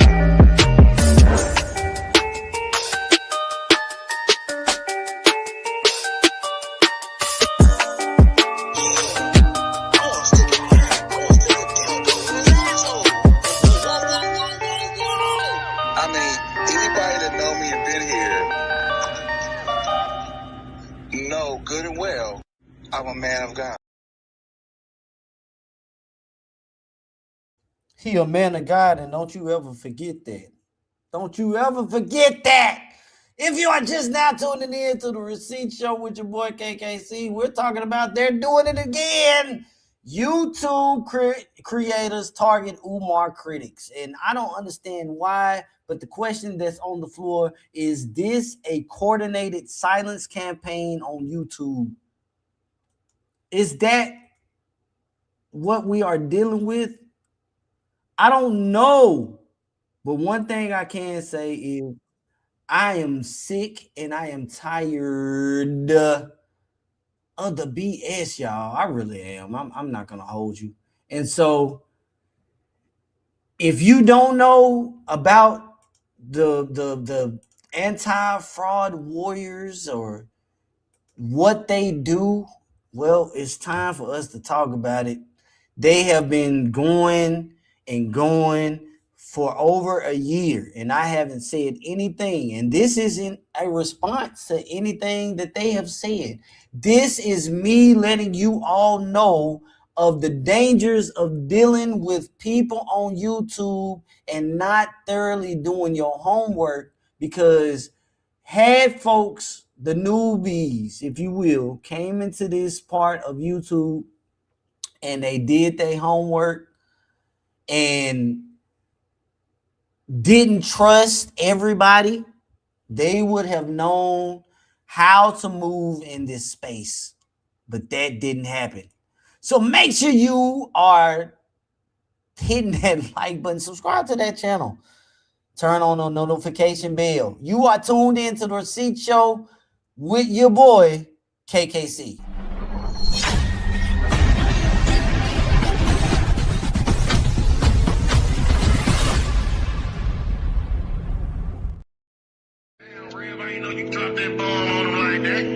Yeah, I did. It was because, you know, King Kong Crazy had the name, and I was like, well, damn, okay, because that was after he attacked my wife. After he attacked my wife, like the next day, I found out that King Kong Crazy had his name, and I was like, man, just thinking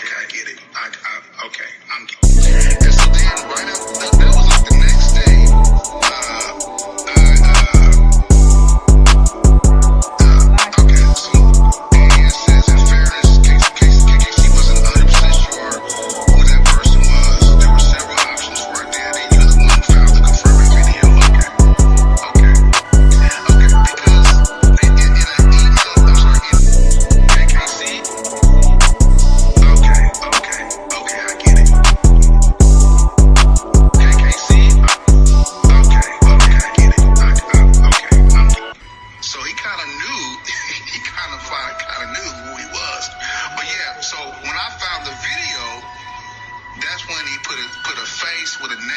Okay.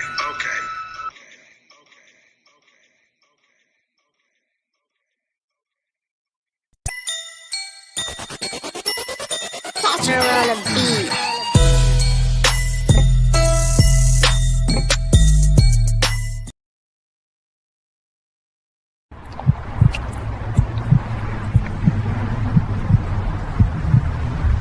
The receipt show returns. Every time the truth gets close, the pressure shows up. First, the strikes.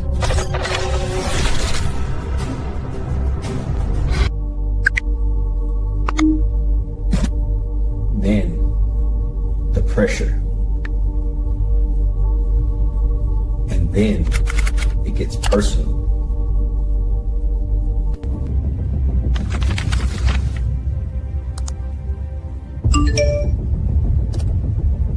Legal threats sent to silence voices. But what if this isn't random?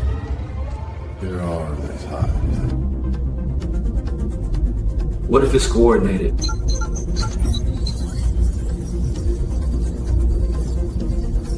Tonight, we pull up. Receipt show with KKC.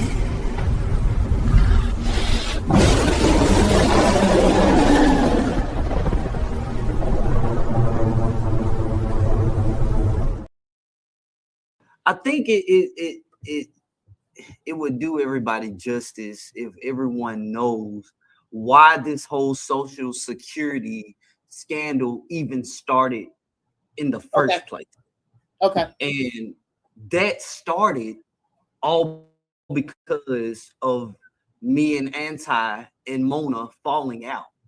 I'm going to give you a solo layout so that everybody can hear you. Got you.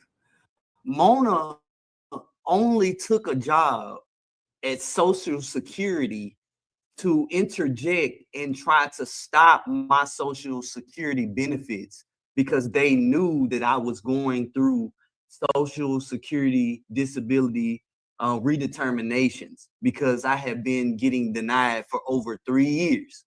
She knew this, and Mona decided to take a job at Social Security for the sole purposes of trying to get my Social Security disability turned off.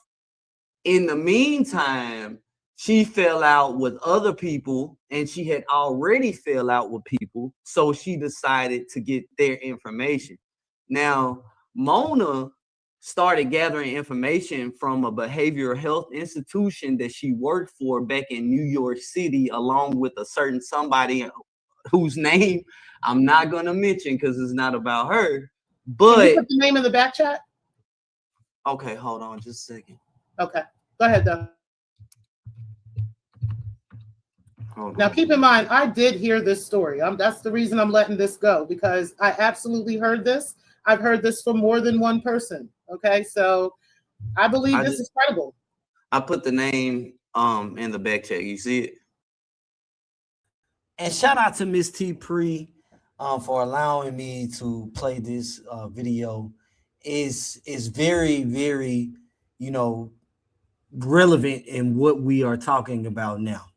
You are about to see the actual evidence, the documented evidence that I was like this whole Social Security situation touched my real life. Again, I just had to prove that I did not have any other income outside of what I reported, but it's the fact that these people really did this. Now, mind you, I've told you guys, if you're just now tuning in, what started this back and forth between Anti Afro Svengalis and myself. And it was because I dismissed her at a show that I entitled Thank You, But No Thank You. I played a portion of that earlier in the live stream. Shout out to the replay game. Please hype up the video. I played a portion of that live stream where she was giving praises to Remix Way Life Guy. Shout out to him because we don't have any bad blood. We have, we see eye to eye now. But during that time, she was talking about him or telling him that, you know, he was wrong for talking about me during that time. Once I dismissed her, she teamed up with him. You heard the audio of where she was in the chat when he was talking about, you know, we can link up, fight, what have you, right? Now, what she was trying to do to get me to go off on Mona, the one that you hear about the Social Security Administration situation, I told you guys that Mona and I fell out during a show that was hosted on my channel between Dr. William Clay and I, where Mona came to the show. She was already upset with the title, and she took the panel, talked about her personal business, shared a lot of personal information. But me being an asshole the way I was at the show caused us to fall out, and she left. She left the channel altogether. But she was friends with Anti Afro Svengalis, and she became like an enemy to me, the beautiful Bernice, and anyone that rode with us. And she started, well, not immediately when she left the channel, she waited to see if I would say something. Since I didn't say anything, it took me 2 years to finally say something. But to get me to say something, we had Anti Afro Svengali who would make subliminal messages. She would make community wall posts and memes, and she would hint towards what happened. And that's what she does now. When she's ready to attack you, she's going to send subliminal messages based on a situation that you are involved in, that you may have done, something along those lines. All right? And to show you that I'm telling you the truth, this message that you see on the screen is the very first post by Anti Afro Svengali to try and get me to argue with Mona De Leon. Her and I had fallen out, and she wanted me to say something. So just like right now in real time, because I told her that it's wrong to take joy in excuse me, D Real and what he's facing right now. Even though if he really did what he did, you know, justice needs to be served. But taking joy in it is wrong. That's my opinion. And it's biblically based. And I have the right to feel that way. And I shared my opinion. But she feels like I'm stepping on her First Amendment rights when I say things like that. But she's been saying that I'm stepping on her First Amendment rights. Anytime I would respond to what she said, anytime I would say anything, give an opinion, this is her response. So she made a post, her very first post, trying to, one, take a shot at what happened between me and Mona, and two, still cry and weep and moan that I'm trying to step on her First Amendment rights. So it says, this is the no shut the fuck up zone. We celebrate our First Amendment rights. Never know when to shut the fuck up. What she's saying is you never know when to stop talking. And that's what that's what Mary Ann and Lenae is supposed to abide by if they are to ride with Anti Afro Svengali and Rev G. The problem with that in all AFWs is, yes, they don't know when to shut the fuck up. Like, they keep talking. And they also self-reveal and self-expose. And we see that playing out with Lenae Stacks and her story of what happened with Umar Johnson. it's already done came out that you were still in conversation with Umar Johnson when you had your very first interview on Lennon Honor's channel, trying to get Umar to copyright strike Lennon. And because you don't know when to STFU, you keep exposing so much. Such is the with Marianne not knowing with the STFU about the fake check and Patrick Bishop and all the nonsense. So again, it's history repeating itself. So again, you never know when to STFU. The First Amendment to the U.S. Constitution, Congress shall make no law respecting an establishment of religion or prohibiting the free exercise thereof, of abridging the freedom of speech or of the press, or the right of the people peaceably, to assemble and to petition the government for a redress of grievances. She says, always question the motives of people trying to impose their timeline as they pressure and or expect you to STFU. You know it's Kevin Samuels bullshit, especially when controlling males hurl this in the direction of women. Yet, these same males exist in a boundless no STFU zone of their own. Look at history and keep watching. You see these same subjects who want you to STFU having no problem going live or posting YouTube videos, receipts, etc., to defend themselves against what they claim are lies and false information posted about them. Let the First Amendment of our Constitution be your guide, not those who aim to intimidate you out of your First Amendment rights while they keep talking unabated. Get the fuck out of here. All right. So she threw this mean little jab trying to get me to say something about Mona's situation and the fact that I'm saying, in which I will continue to say, because I told her that just ignore when people are saying some stuff, you just need to ignore. Like continuously going back and forth that don't even happen in real life. Like you burn through your resources. You just it doesn't make sense to just have this endless unnecessary back and forth. And if you guys can hear me, please put an A in the chat. I keep on getting some feedback on my end, so I just want to make sure you guys can hear me. Put an A in the chat if you can.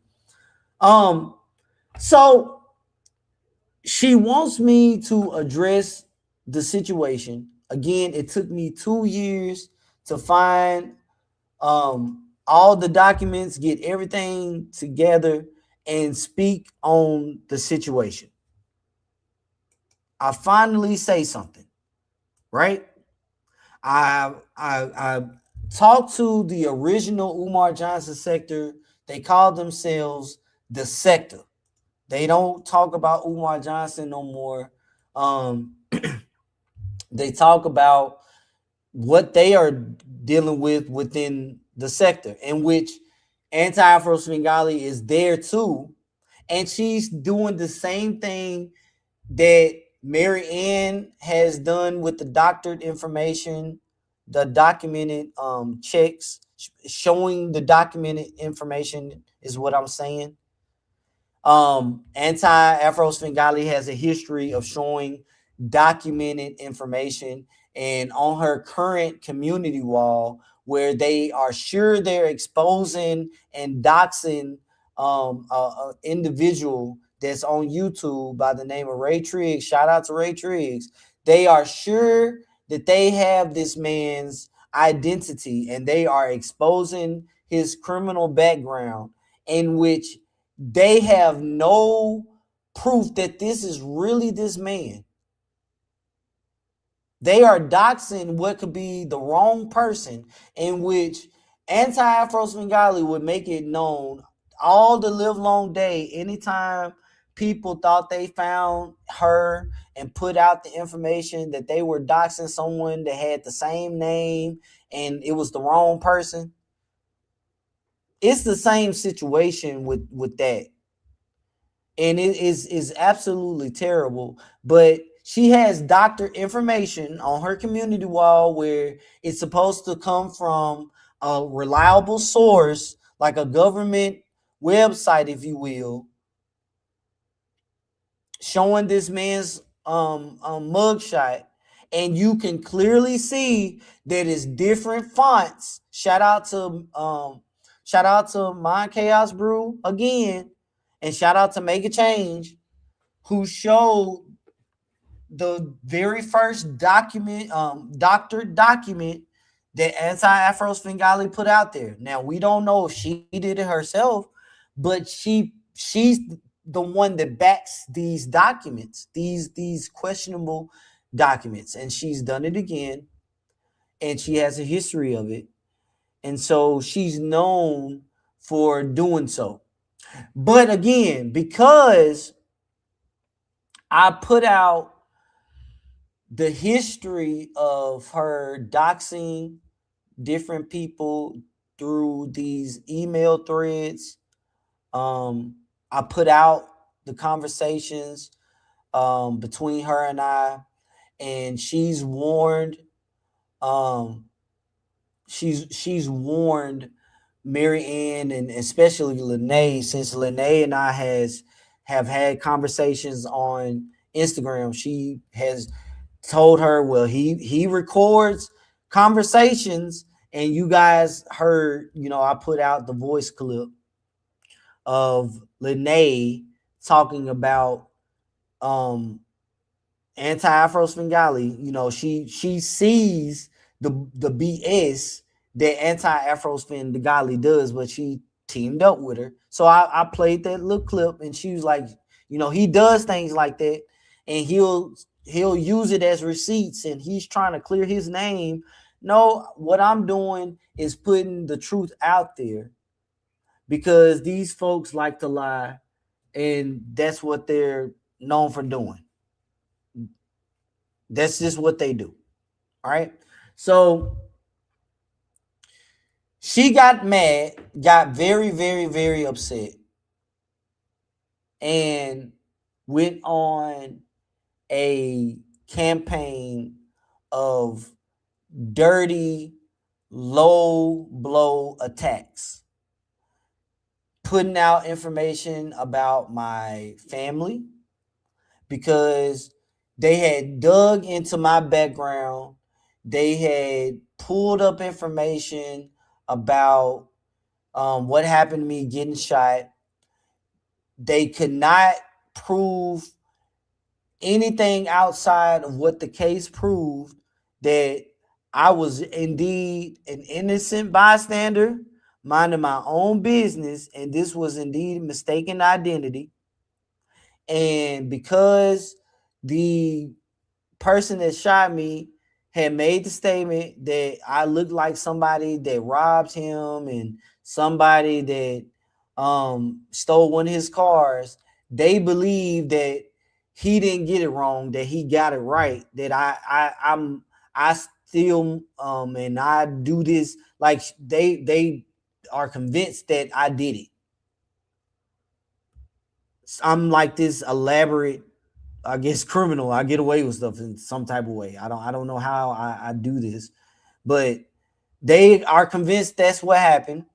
And so they went and dug in my background. They couldn't prove anything. So they started digging into my family's background. And they talked about things that my family did in their personal lives. And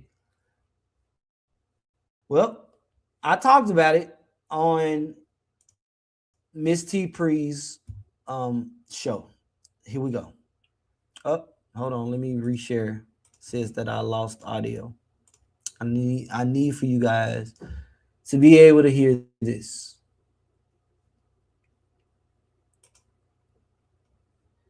All right. Hold on, let me look. I heard that too. That person, that's the person who actually, that's the person who put Mona's name out here. That's the person who got information on Glorion Murray's job. Because yes, I have proof of that. In New York. You know what? KKC, so you are right. You're absolutely right. I just want to go ahead and put this out because I heard a video where TC was saying, you know, how much does KKC know? I showed y'all and told y'all what I know. I put all the evidence out there of what I know. And yes, she did look up information at this behavior. I forgot the name of the place up in New York. I forgot the name of it too, but you're right. The first person's information she looked up was Don's, because Don was going through issues within the sector. And so she went to her job, looked up his information, and said that he was certified crazy. That email that you're reading from December of 2020, where she's talking to Anti, and she's redacting who she's talking about Don. She looked up his information to see if he was really crazy. He is. He's certified. As a matter of fact, she told us that he's so crazy that if he committed a crime, he would get off. Okay, let me ask you a question real quick. Do you mind if I say the name? Yeah, that's fine. Okay. Guys, who he's talking about is breaking the culture of silence. How we know that this is fact, I did a video called Ladies Night, or when the ladies all got together. It was multiple women that hit my panel that night. Keeper, Nikki, Josephine, probably every woman in our sector hit the panel that night, okay? And we interviewed Breaking the Culture. And Breaking definitely said, and she acknowledged that she had in fact looked up Glorion Murray's information, okay? This was every bit of 3 years ago when I did that video. So he's right. This is not the first time I've heard this. We're gonna go ahead and add that. Now, real quick, because I'm not gonna stay but too long. I'm playing. This is audio that I clipped from Svengalis' channel, showing when she first let it be known that she was not only coming after me, but she's coming after my credentials. This is before Mona took the job at Social Security. They was already devising the plan behind the scenes. But so here's that audio. Real quick, what you guys see on the screen, this paperwork, this is a screenshot from my long-term disability company. Back when I was monetized, I had KKC LLC.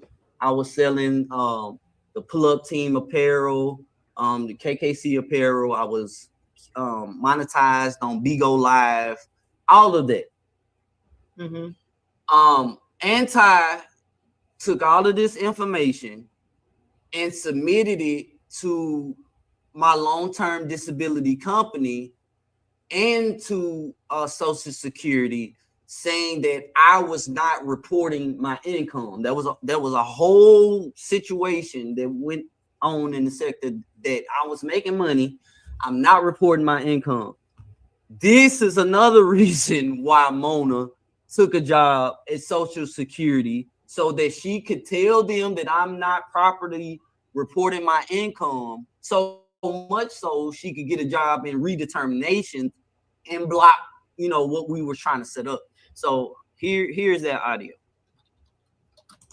All right, and so before we hear that audio, because again, I've let it be known, you know, that the whole Social Security situation, shout out to My Chaos Brew, shout out to Miss Dupree, the whole situation dealing with Social Security Gate was an attempt to shut me down. They wanted me out of here. And not only out of here off YouTube, but they wanted my real life to be affected by a lot of this. And so for all of you guys, shout out to Rim, shout out to Mr. Judge. You know, when you heard the back and forth exchange, or when you heard me on Rim's channel and I was talking to Mr. Judge about what I've went through.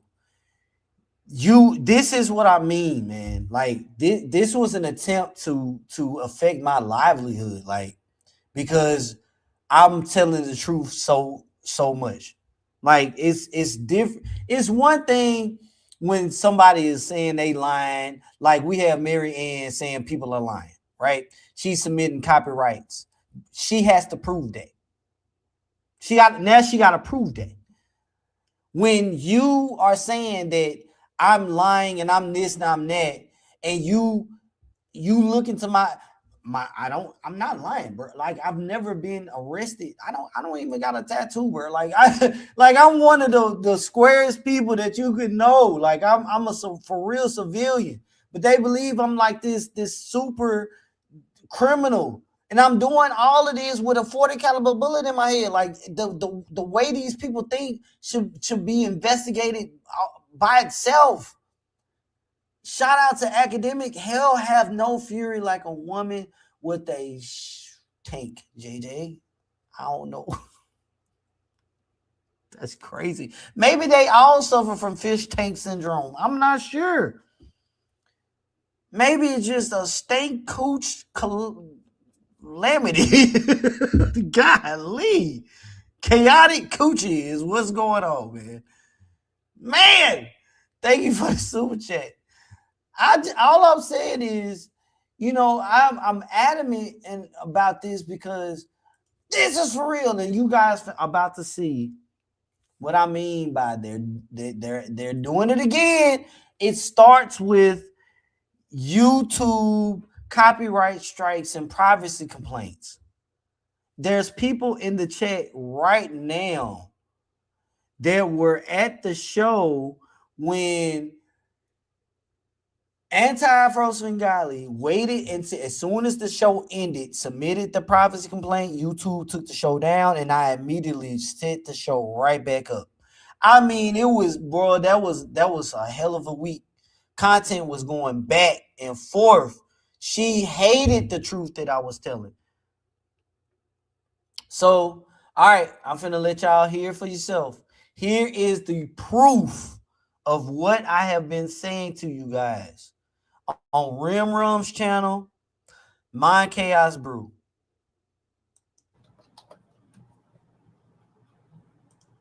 Okay. I can't hear it. You said you can't? Okay, hold on. Okay, I didn't share this right. Hold on, y'all. No, take your time. I'm gonna let you.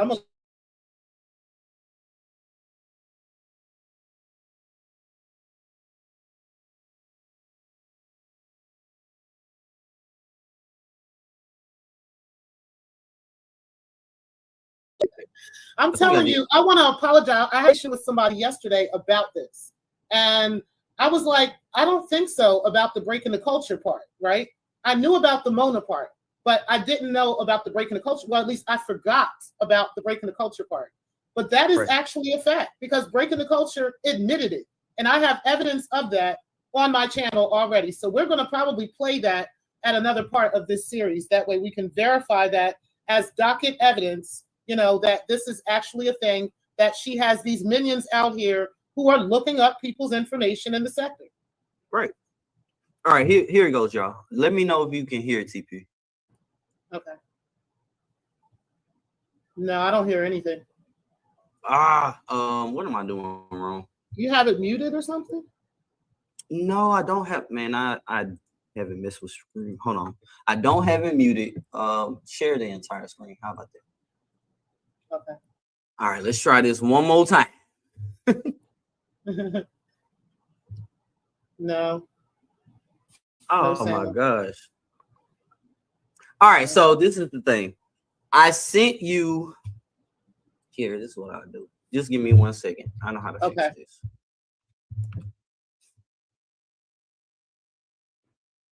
Give me one moment, y'all. Yeah, I've also heard that, Spotum, that she has a person that she deals with within the Department of Defense. I also heard that. Yeah, I was going to say, if you can play it on your cell phone, that would be good. Okay, that's pretty much what I'm gunning for. Hold on, real quick. Okay. Let's see. Video. Hold on.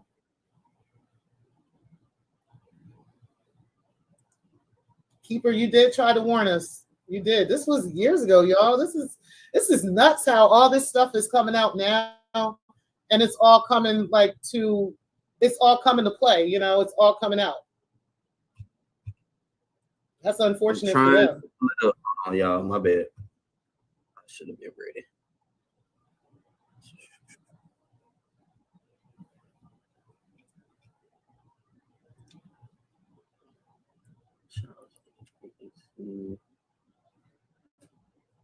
Okay. Let's try this again. You want me to take this off or leave it up? You can leave it up for now. Hold Okay. on real quick.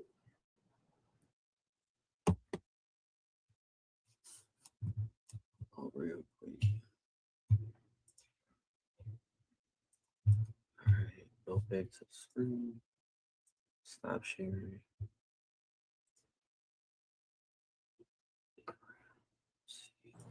Everybody hit the like button. I appreciate everybody for being in the building. Shout out to all of you.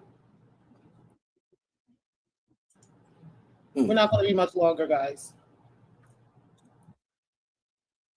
But I do think this is very important to this story, and you know, we need to add all of this to the docket. So hold on, y'all. Just bear with me. My bad. Yep, take your time. Again, I appreciate everybody for being in the building. Pretty sure there will be some very triggered conversations going on today. She definitely doesn't want me involved. Talking to me. She definitely doesn't want you talking to me. Trust me. Let me try this again. Oh no. Anyway, while we're waiting on that, you guys make sure you go and check out Yollywood News. She has some new found anger towards the anti-fraud warriors, okay, over there in the beef sector and or the black sector. I believe she's from the black sector. I'm not sure. Deidre, you can let me know if she's over there in the black sector or not. But yeah, she is pretty upset with AAS at this point. And, you know, she wants to do a full-fledged story on the AFW. So very much looking forward to that. All right, let me know if you can hear it now. I hope you can. Yeah, I usually don't show my likes count, Keeper, on purpose. I did that a long time ago. I stopped showing the likes. King Kong Crazy, I have no idea what your situation is, whether or not you're working. All right, here we go. King Kong Crazy, I have no idea what your situation is, whether or not you're working. I'll find out if you're working, and I'll be reporting you to your employer. And if you do have an insurance certificate, coming for that as well.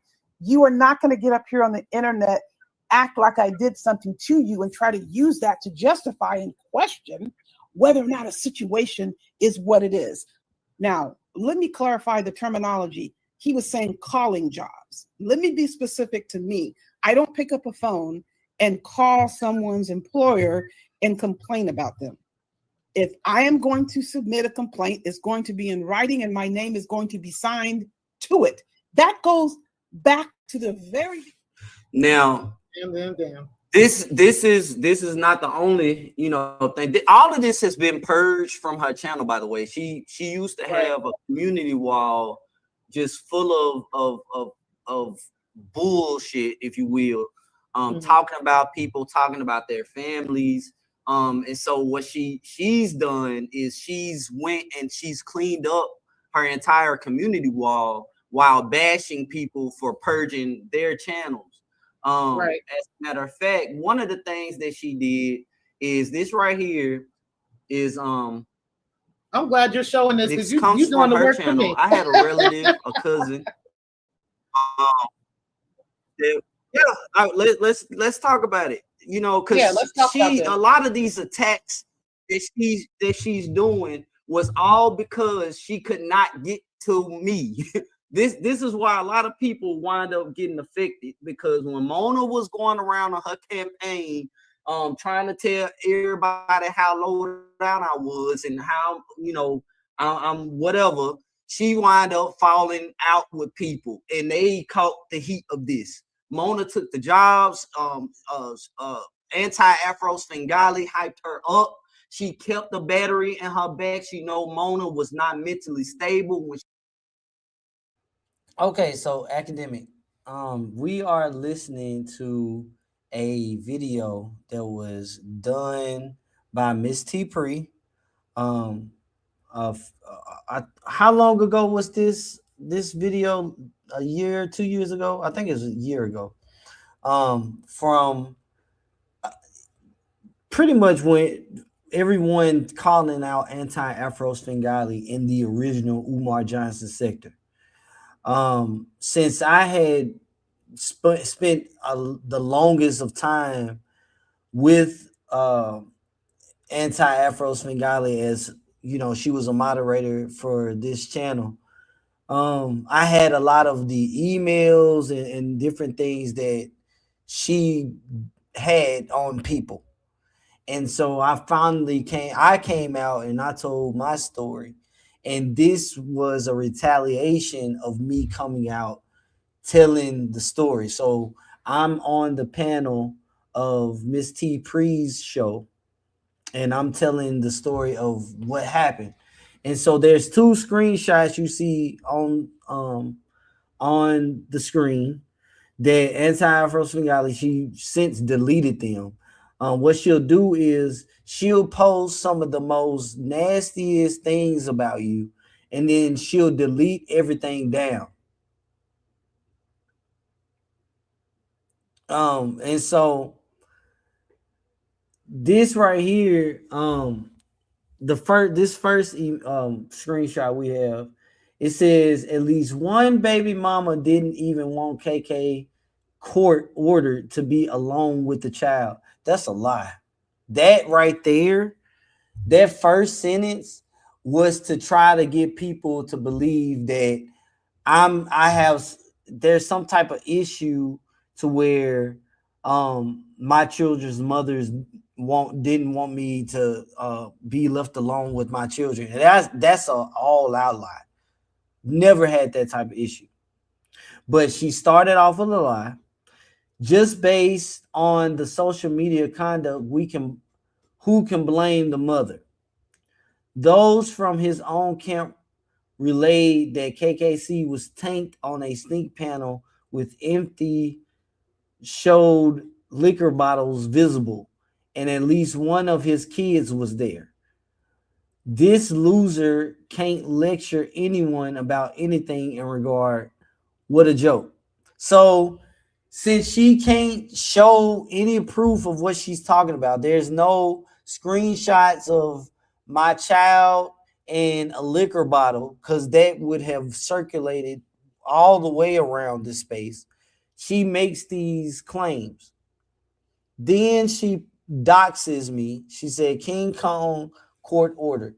As of late, King Kong court ordered Lee Quintus, that's my name, Lee Quintus H, backstab Dr. Clay, Creole Angel Hair Pasta, who is a moderator for the channel, his mom again, and many others for the longest. KKC also dissed his own kids when the court issued 14 different wage garnishments against him. Count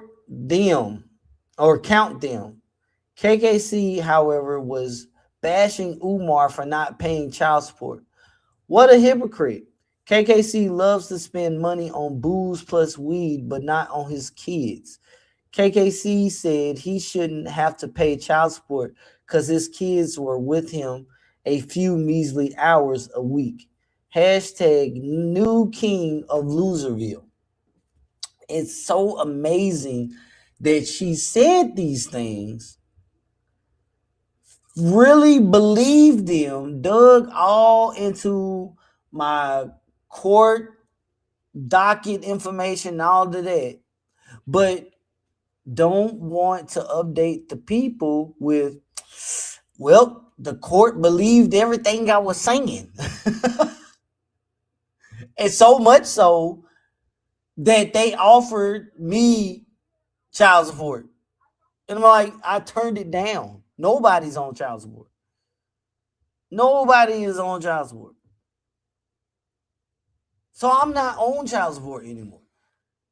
I never owed child support, but this is the level of, criminate or trying to tear down my character, if you will. Trying to knock my character, that I'm talking about Umar not taking care of his daughter while not taking care of my children, trying to say I'm an alcoholic and all of this, that, and the 14th, right? Then, since she can't prove that, what she could prove, and she gave the link to, is my cousin, may she rest in peace,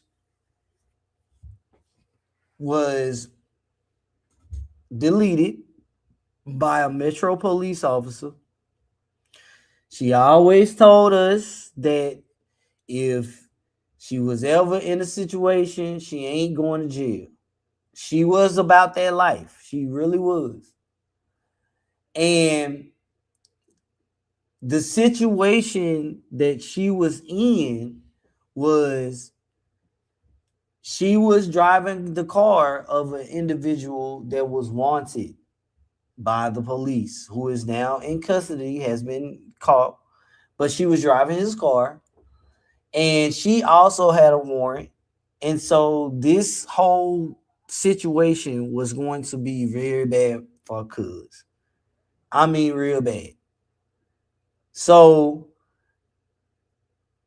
it was, unfortunately, she went out guns blazing. Like she always let us know, like this is how she would go out. And unfortunately, it was caught on camera. The body cam was released, and we had to see it. So we had to deal with, the public opinion and Anti Afro Svengalis, just because she couldn't get anything on me, found this story since she looked into my last name and linked my cousin. She said this was my auntie and was like, this is KK Castaway's niece. She knew, or she said it was my niece. What's wrong with you, Kat? Anyway, and rest in peace to Cuz. So she says this is KK Castaway's niece. As you can see, being hard-headed runs in that family. Mona, SSA Bandit, was always adamant that this was KKC's karma for how he dogged her out on his live stream in front of the world. So, because one of my moderators decided to hit the link and come on the panel and tell her life story, and because I didn't mute her or stop her from telling the story, and because I let it be known that, hey, I'm being an asshole tonight, please don't come on to the panel. But Mona she came to the show mad about the topic and everything, took the panel anyway. She blames Anti Afro Svengalis, blames me for that. Mona also blamed me for that. Nobody asked Mona to come on to the panel and tell her business at all. So much so I even had clipped that part out of the show, but kept the clip just in case you ever come around trying to lie on me. And I released the clip, and everybody heard it. And she got mad at me and said, now she's saying my cousin getting shot and killed is my karma. This occurred in close proximity to KKC dogging out Mona on their live. Mona, however, wanted her own up close and personal retribution as to KKC. That was her letting it be known that she knew that Mona allegedly was getting a job at SSA to try to, stop my benefits.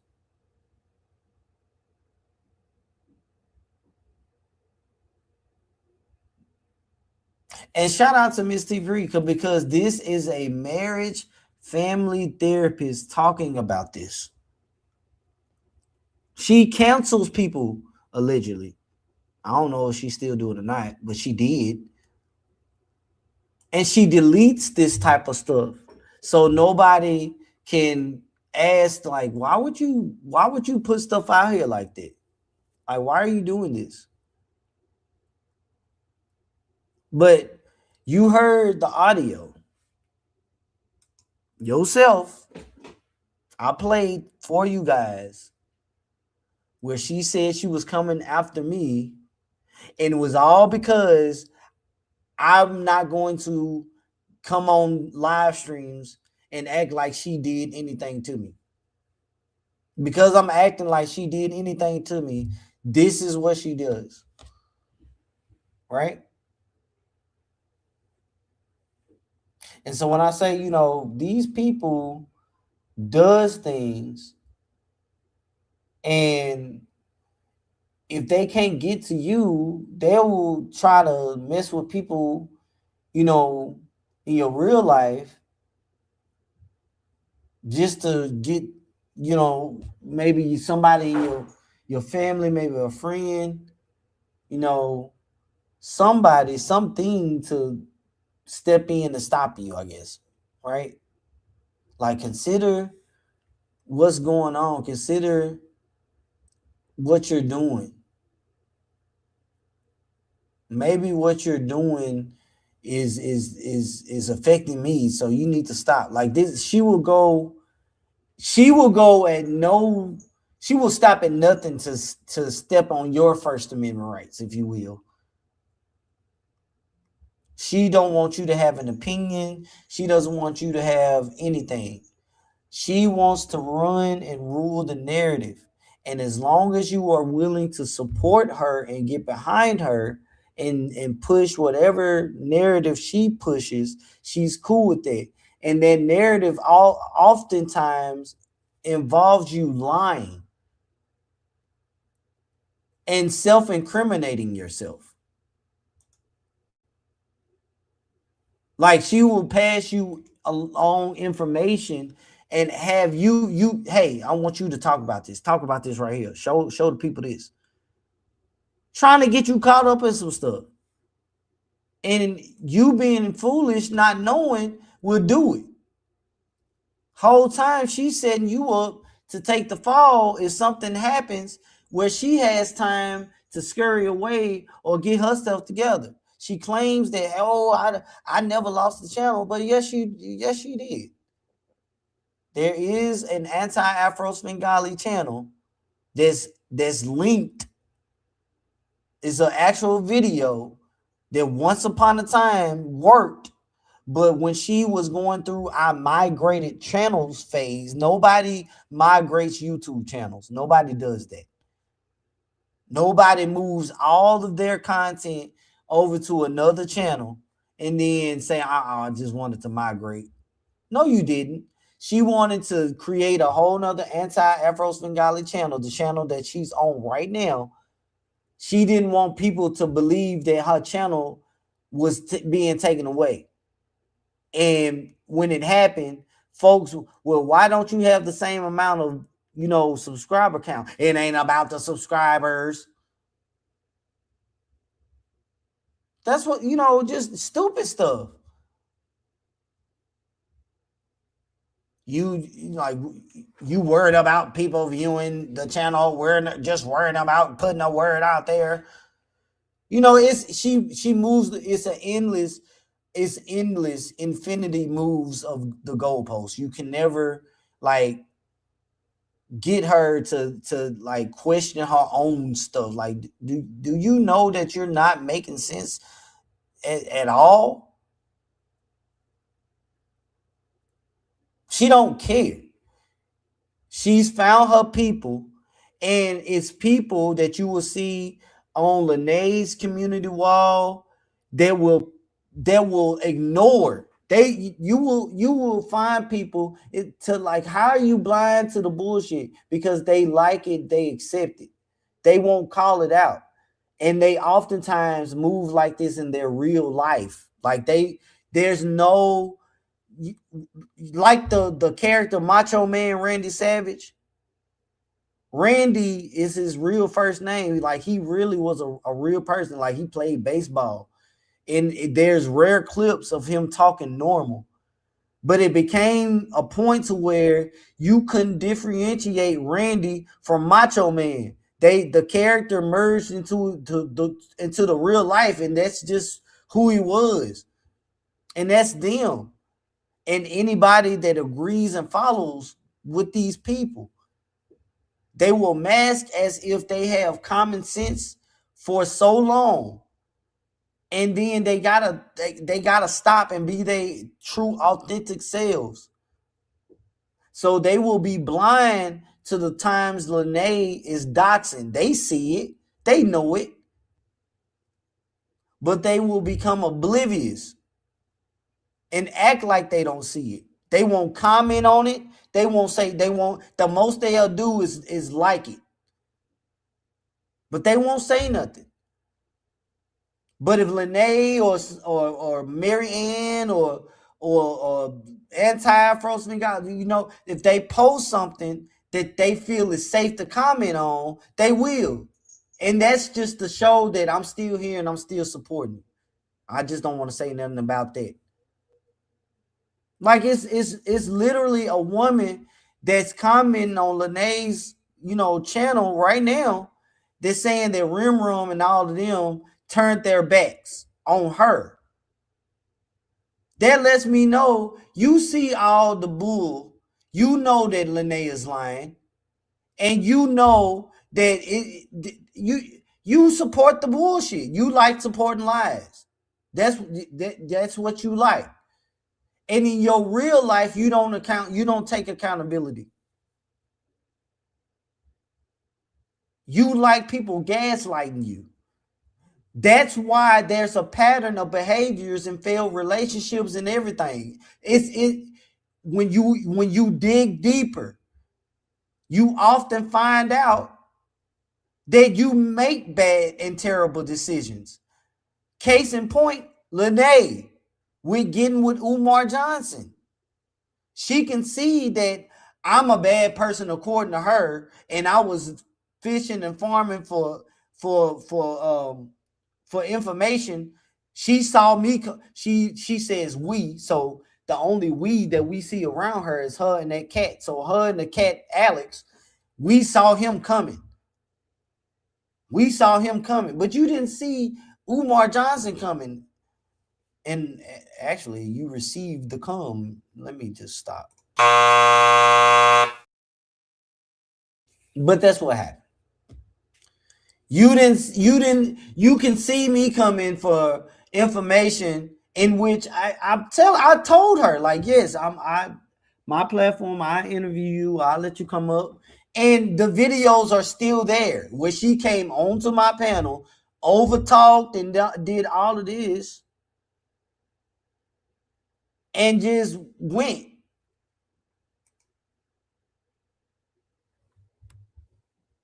The thing is, like, she's mad because I did not want to support the foolishness.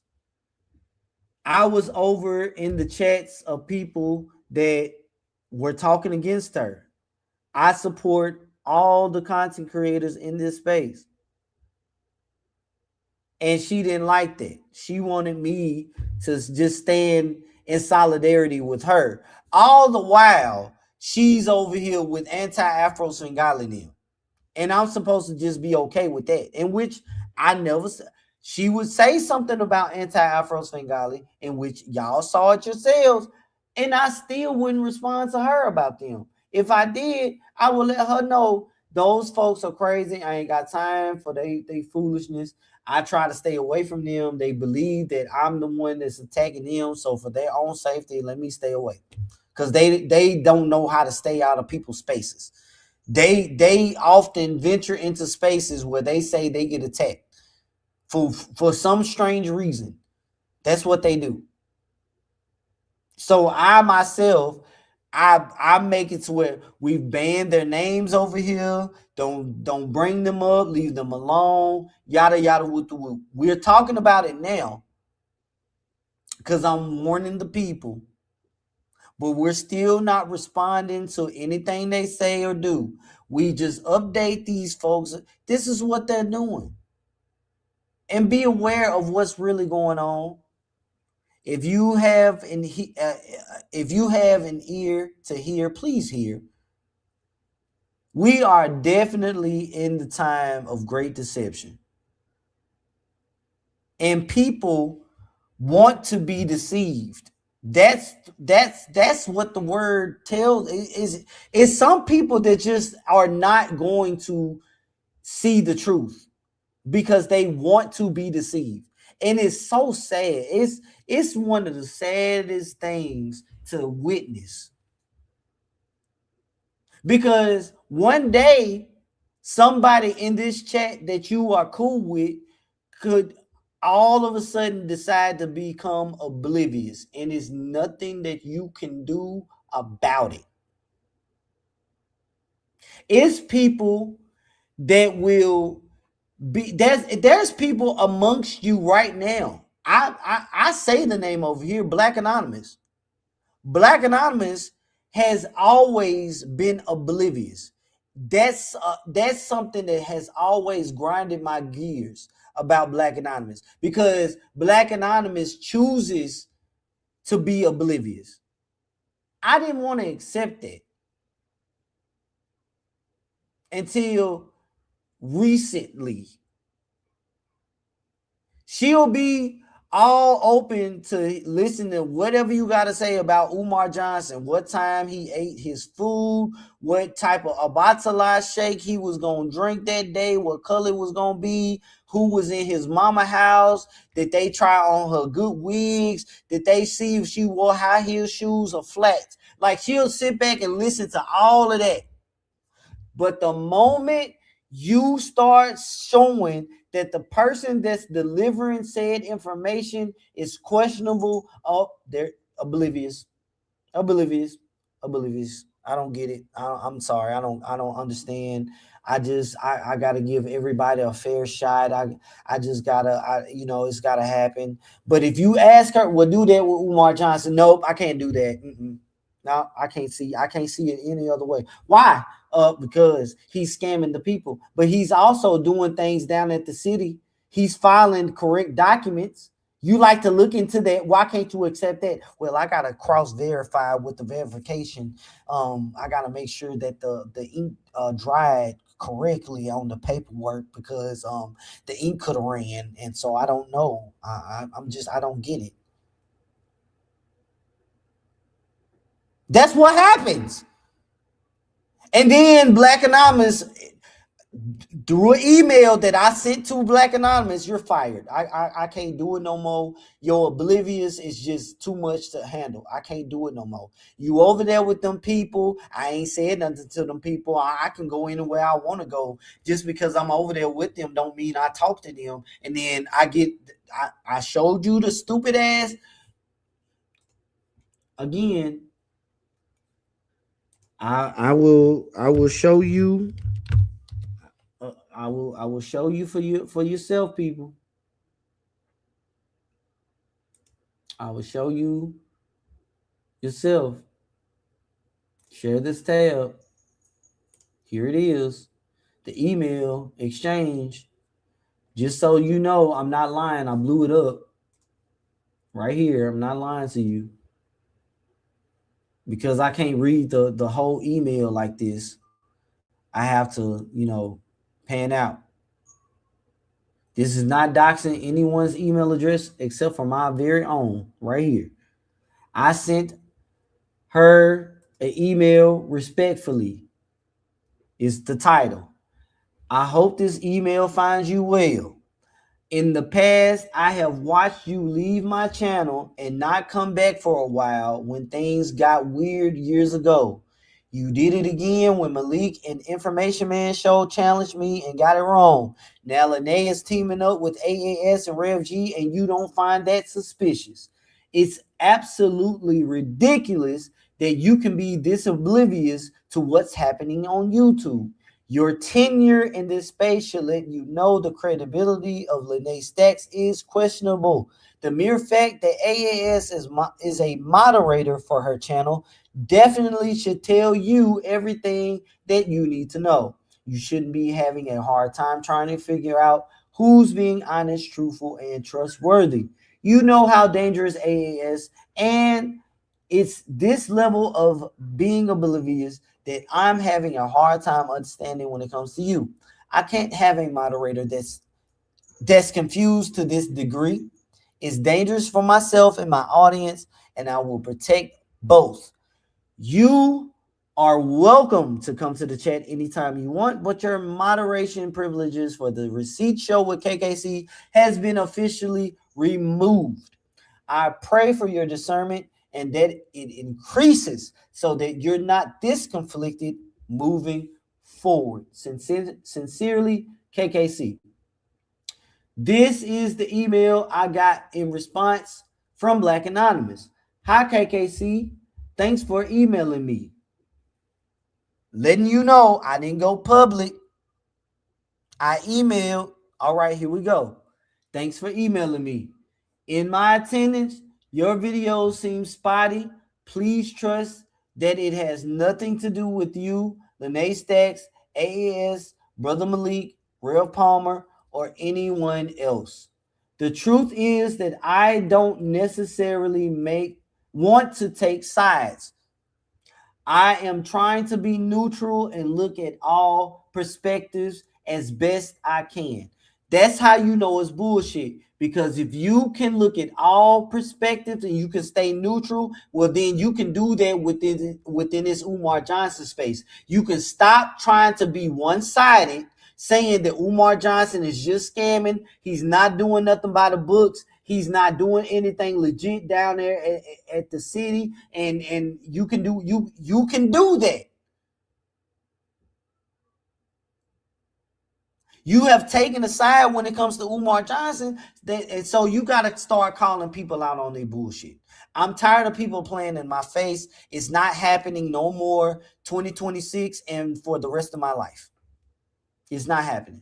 So I am not saying that you are wrong or that I am against you. Yes, you are, because you just typed it out. You just said it.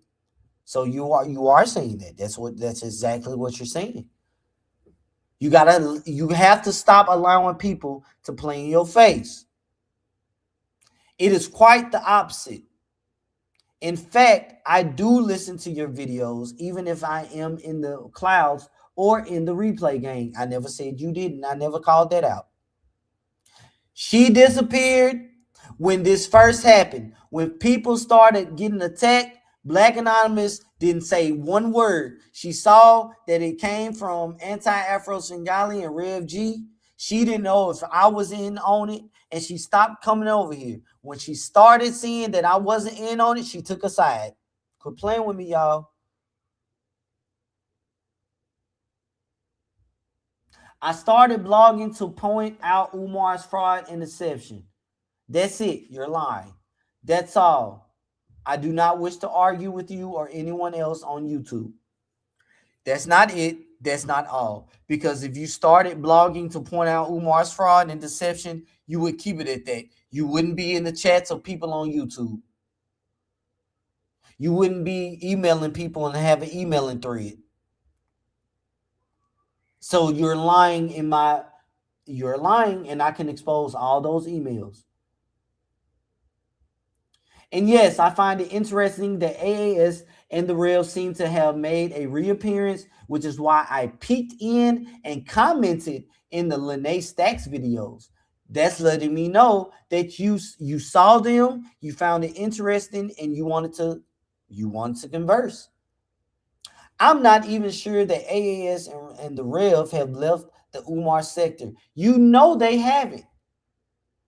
You know that they're still here. That's your way of saying and letting me know that you know that they are there. If you note, I haven't addressed either directly in the comments or chat. I watched her do it. That's why I took the moderation stick. And then I'm going to show you the email that she sent called I Stand Corrected. Right? Okay. I contend and have always contended that when we fight amongst ourselves, the only winner is Umar Johnson. I certainly don't want him to win. So what she's saying is when you call us out on our bullshit, Umar Johnson is winning. I don't want Umar Johnson to win, so don't call us out on our bullshit. And you know, because that creates conflict. Let us do what we doing and just focus on Umar.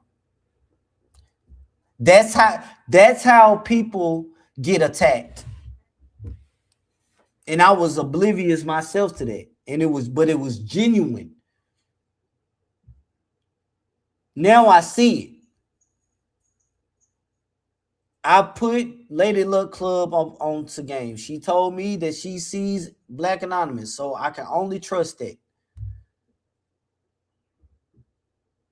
I can only trust her word. Like, hey, if you got Black Anonymous as your moderator, understand the attacks that you are under are not coincidental. I've said it, and even people that are viewers in the chats have said it. So it's not just me saying it. My thing is, I've done my job of warning the people. So if there's any bloodshed, there's no blood on my hands. The people that have also put out the word, that are viewers, that are part of the pull-up team, that have warned, there's no bloodshed on their hands. My Chaos Brews, Money Boy Trey, Mr. Judge, Rim, Uncle Mo TV, Trip C's, we are all telling you these folks are doing questionable activities against our channels. You being over there with them communicates that to a degree you do stand in solidarity with what they're doing. You are not a spy. You're not saying, well, I'm over there just to see if they are saying anything about you, because you know that they are saying things about us through email threads, gathering intel, gathering information, creating files. You know this, but you claim I'm only there for the conversation about Umar Johnson. That's it. That's all. So no, I'm not accepting that. For if you are going to be a viewer and that's what you do, I don't control what my viewers do. I don't control what my moderators do. Once my moderators show that they would like to be viewers and they would like to interact with the very people that are attacking my real life, and you know that's what they're doing, I don't need you around me. So, okay.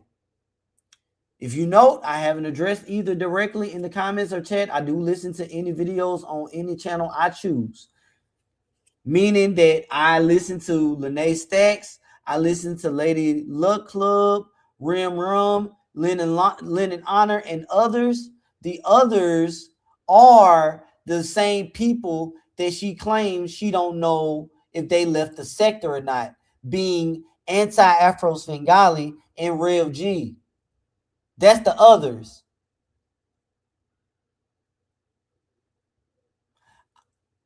All right. Further, the truth is that my priority is looking for work, as I was laid off from my job a couple of months ago. So lately, when it seems that I've exited the scene, it is because I am filling out applications, doing interviews, etc. Bullshit. I'm calling it out. Every time things get heated and sticky and you disappear, I'm supposed to believe that you filling out applications and doing interviews. That may be sometimes since I go live during the day.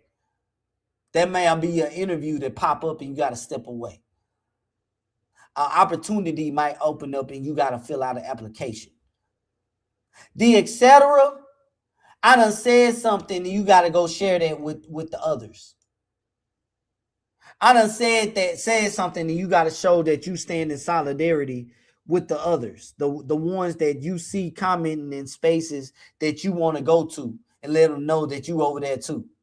I'm peeking in to let them know, hey y'all, I'm over here too. How you doing? He talking about Anti Afro Svengalis Real G. I gotta go. We can't do that. Gotta go. I gotta fill out an application. I got an interview. I got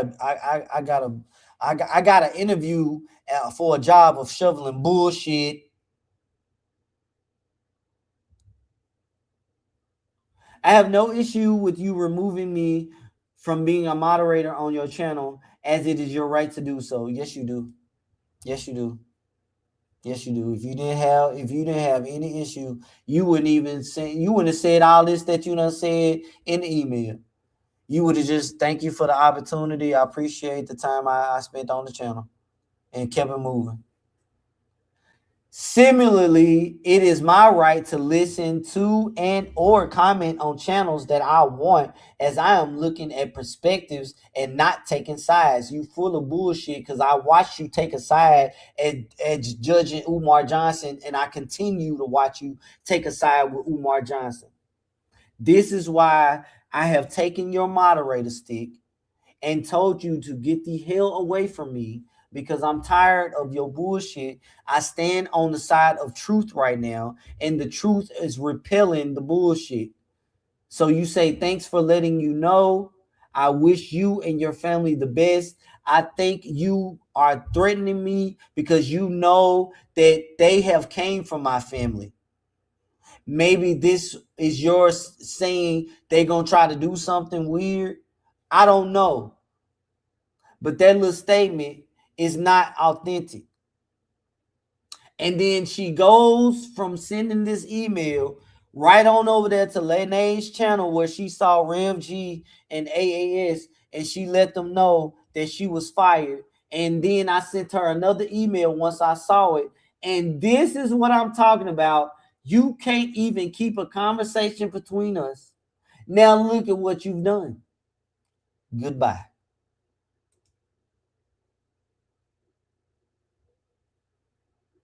According to True Black Anonymous, the receipt show fired her as a moderator because she was interacting positively on Lenae Vanta Entertainment chat. No, I fired her because she was interacting with you and what you wanted to pass off as positively.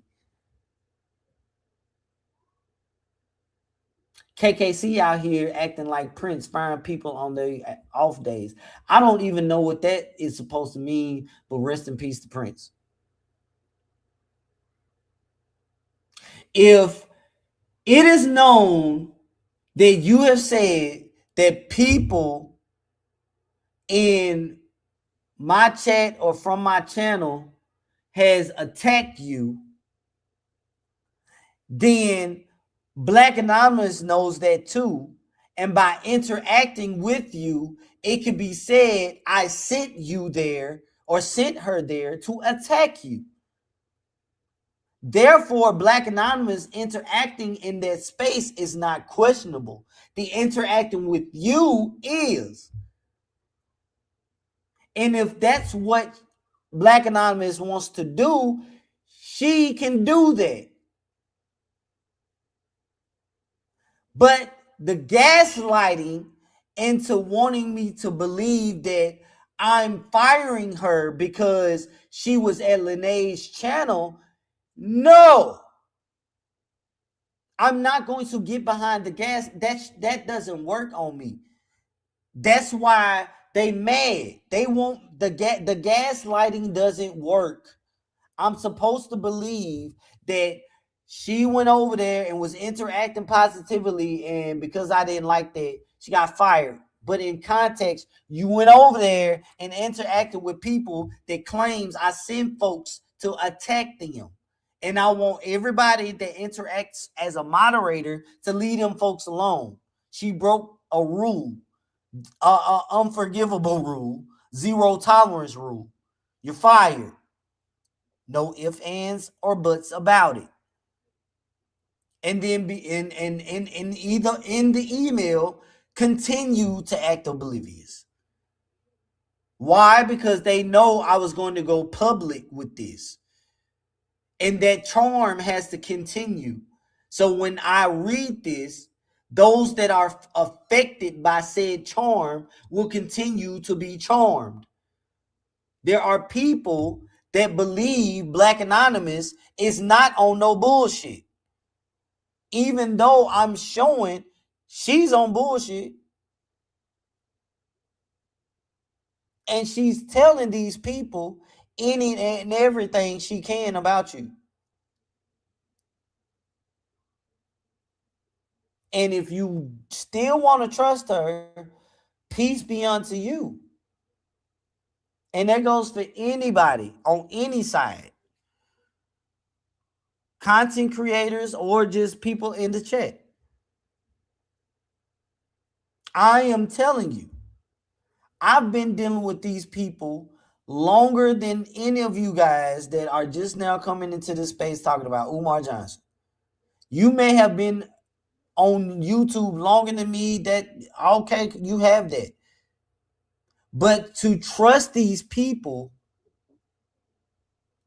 and continue to put your trust in them once they have been caught red-handed is you are putting yourself in harm's way. And all I can say is, again, peace be unto you. So again, we will be going live on Under the Crown. I already got some of the thumbnails together. It will be a full replay of the shows that I covered of surviving Anti Afro Svengalis. Just highlighting what happened along those times, just giving further warning. They are going to take this as I'm responding to them directly, whereas I'm showing you guys as what's happening in real time, currently and previously, letting you know that, hey, they're doing it again. YouTube creators target Umar critics.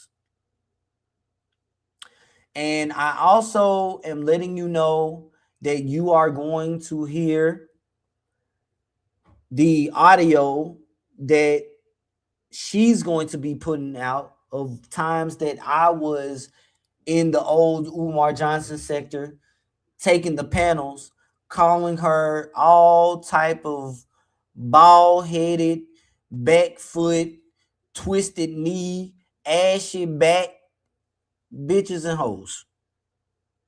I have since been delivered from using that level of language against her, but I don't run from it.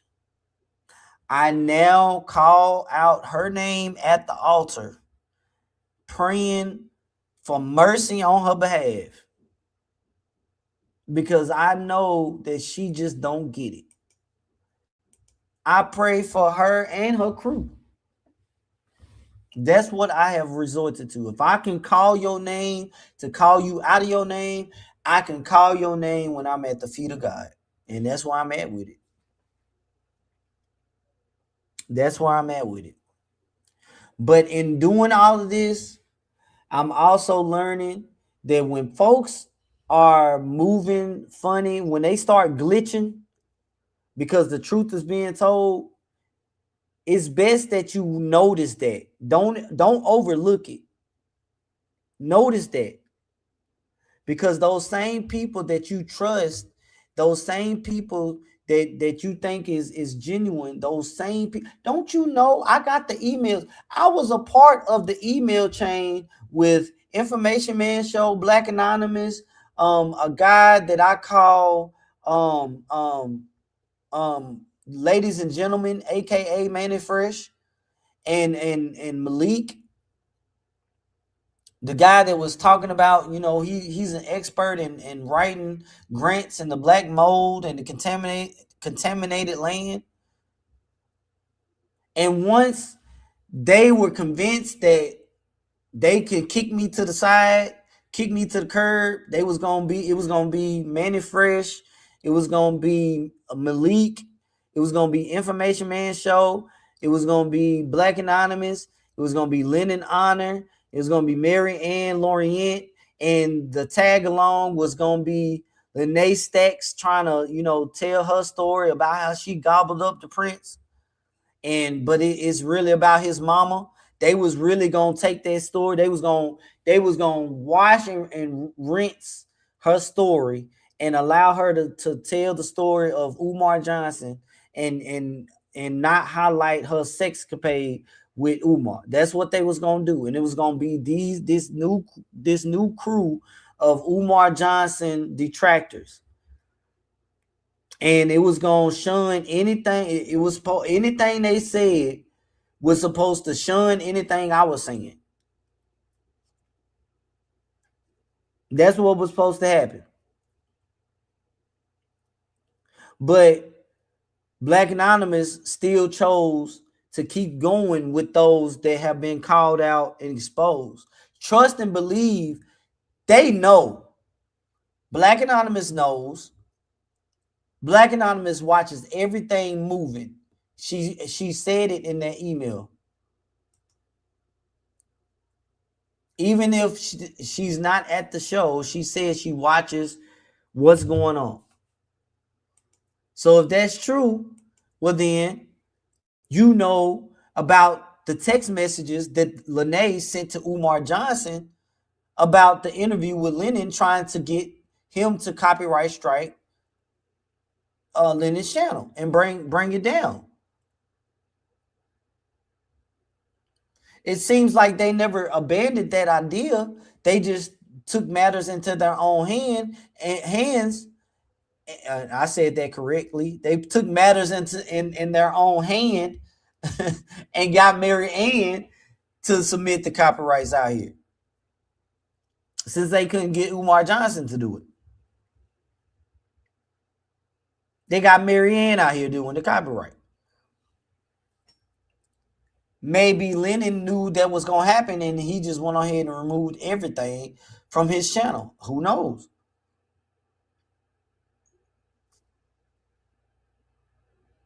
It's so much.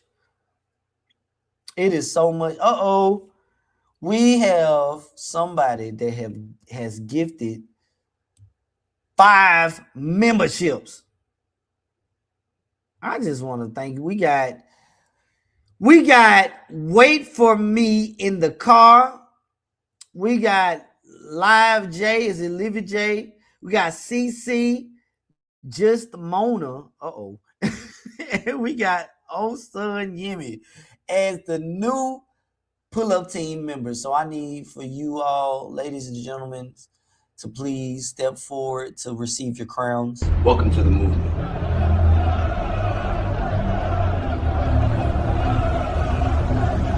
In this team,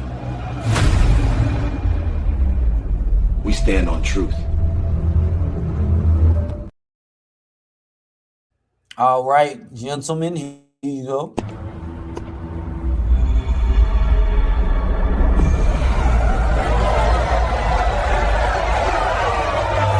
In this team, we stand on truth. Absolutely. Welcome to the pull-up team, the new recruits. I need all pull-up team members. Put the red fist in the chat, people. That's what we got. That's what we need. Let me put mine on in the chat for you. All right.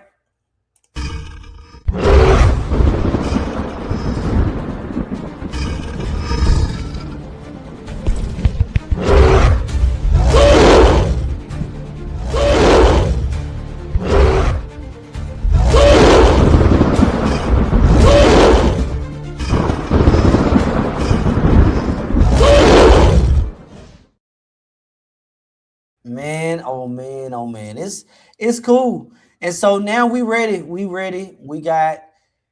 have the series that we're going to watch. And so listen, if you guys want to do the this question is for the pull-up team. So let me do this. We got a poll. We're finna end the poll that we got 90 votes. 62% of you guys believe that based off the receipts that this is indeed orchestrated. I appreciate that, man. Hold on, let me live vote. Let me put the live chat up. So we got 22% that needs more receipts. Maybe too many coincidences. 10% is right there, and then no, just separate issues is 6%. All right, cool. So the 22% that needs like more, needs some more. I hope that you guys will tune in. But this question is for the pull-up team. Should we do the Under the Crown series at night, or do you want it to be in the daytime? Should Under the Crown, let's see,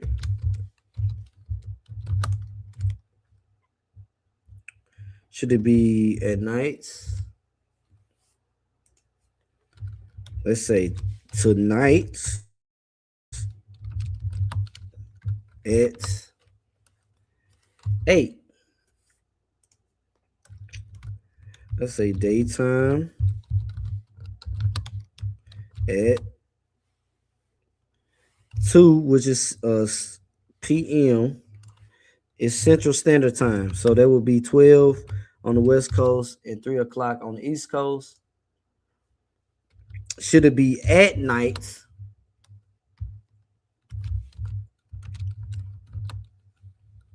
Let's say at night. Let's see, 8 o'clock.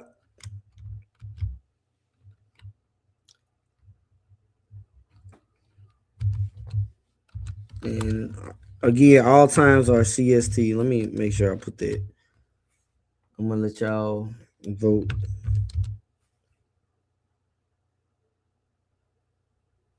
All right, 3 options. Boom. Should Under the Crown be? And then no, it's gonna be 4 options. No, just no, all out. All right, so the poll is up. The poll is live. Should Under the Crown be tonight at 8 Central Standard Time?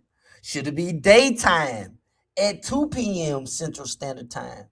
Should it be at night? Not just tonight, but should it just be at night, period, at 8 p.m.? That would start like tomorrow, or maybe what's the day? Tomorrow. Or just no, not at all. The poll is live in the chat.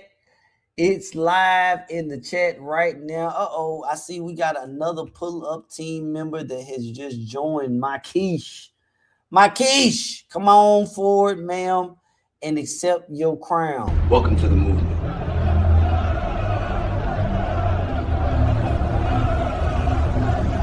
In this team,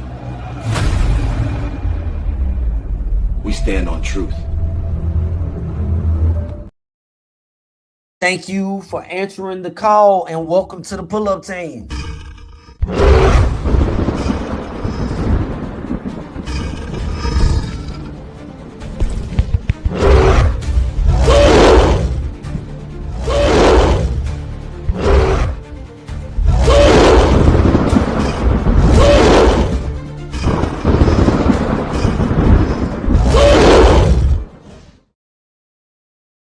Yes, I love the fact that we are growing. Now, listen, I know that the haters, they are going to be participators and buy their memberships because they think the panels are going to be sneak panels. The panels are not sneak panels. The panels are open panels. Well, no, excuse me. The panels are membership only panels. And it's not even panels, it's just shows that are members only, meaning the chat will be set up for members only, but anybody can watch. If you want to talk, you just got to be a member. And when the show is over, the show will be available to watch on members only, so that people can go back and enjoy Under the Crown. That's it, that's all. And so I am going to open the panel up. This right here, it's 5:30. I say 30 minutes. We can chop it up, politic.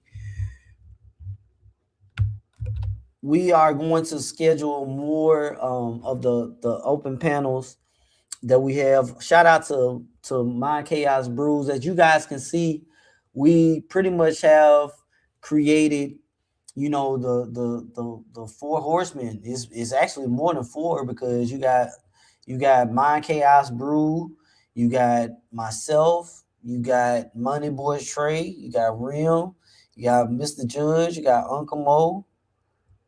So, you know, we the Fantastic Five. We out here, man. We are out here, and you guys love the content. Make sure you guys are subscribing, liking the shows, please, and thank you. I'm looking at the poll. You guys are voting. We got 17. Oh man, y'all want to see this tonight. Now, tonight, if we are going live tonight, I'm leaving the I'm leaving it up. I'm leaving the poll up for a few more minutes. But if we go live tonight, it's going to be the show that I fired Anti Afro Svengalis.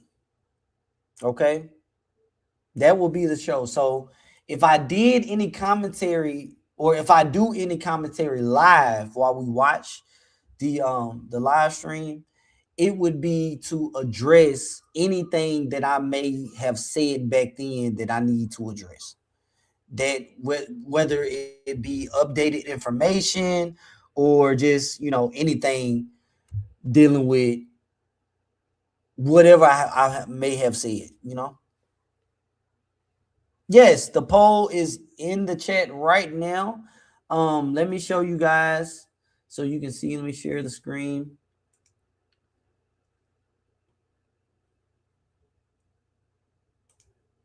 All right. Right here. As you can see, the poll, it says,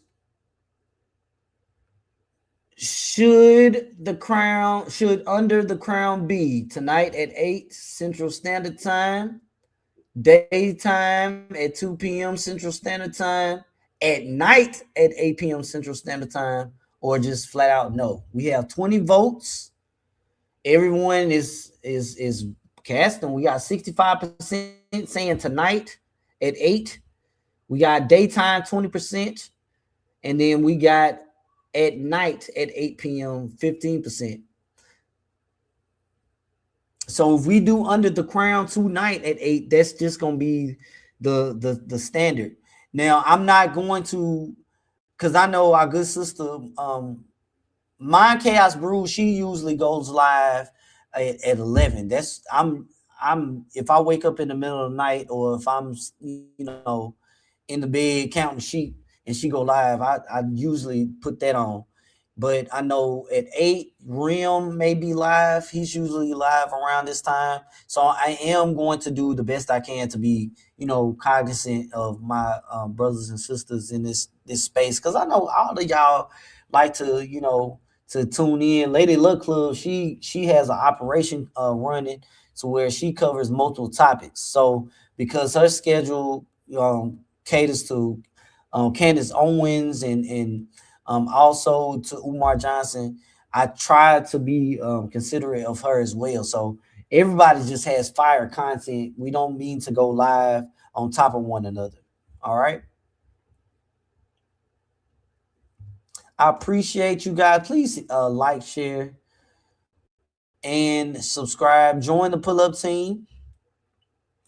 It's all good. It's all good. 100% real, man. It's all good. Listen, fellas, for all of those that are pull-up team members, moderators included, This year I'm going to do something that's totally different than what I've been doing on Sundays when I can. We are going to start highlighting what happened during the shows when the Titans play, like when the Titans play Houston. I think that we need to be live. I think we need to be live. We can't rebroadcast the game, but I can talk about real time what we just did. I think that'll be fun. I think it's something that would be great for the guys to do, man. To just us get together, because even Money Boy, he's a Titans fan. So hey, I got another Titans fan over here. Shout out to Vince, my cousin Vinny. He a Titans fan. Tighten up. What you gonna do? 100% real, man. What you gonna do, man? What you gonna do? Hey, it's gonna be serious. Y'all already said, because we got the Houston Oilers color scheme going again. I tried to tell everybody, man, we just going back to when we was the Tennessee Oilers. We going back to that color scheme. But it's gonna be serious this year. It's gonna be serious this year. I'm just gonna be honest, and let me go ahead and tell you now. I'm rooting for the Titans 2026, but I'm expecting us to be serious in 2027. I'm just letting you know. 2026, we still in rebuild. But based on what we just did with the new coaching staff, we got the players. We got to get through 2026, get the system, the foundation of the new system down and in concrete. Once that happens, 2027 is gonna be crazy. It's gonna be crazy. And look, shout out to my baby girl, man. Shout out to my baby girl, man. My daughter's artwork was just published in a book. My children are making my eyes leak left and right.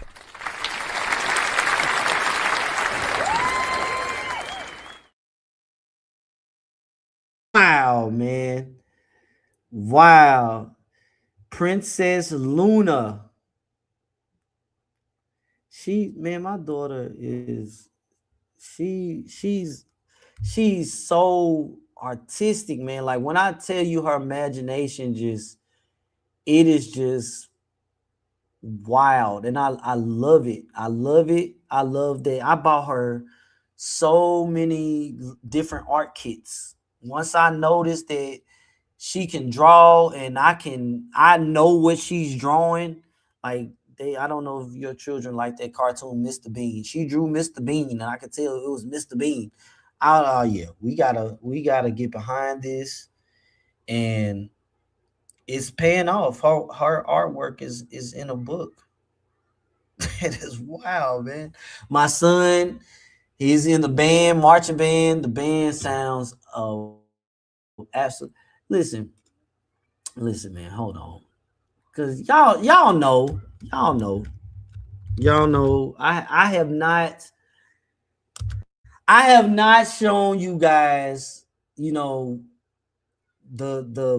little QKC and KKC in a long time. I can do so. So hold on. Let's see. I want you guys to see, because the last time you guys saw KKC Jr., little KKC, he was, how old was Jackson? He was around. Y'all saw him in the music video that I always play. For all of those, for all y'all that has been around for a while, y'all saw him. All right, let me do this. Where's the video?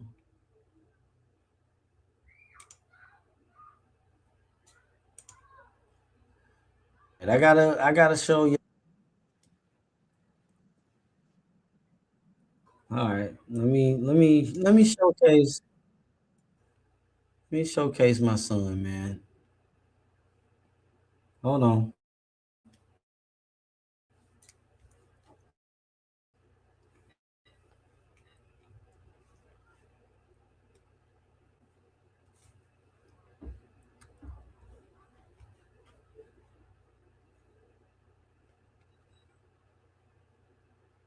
All right, here's the video. I have to find the video.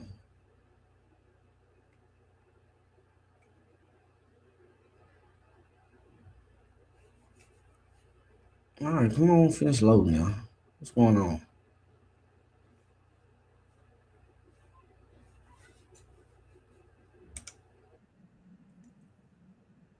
All right.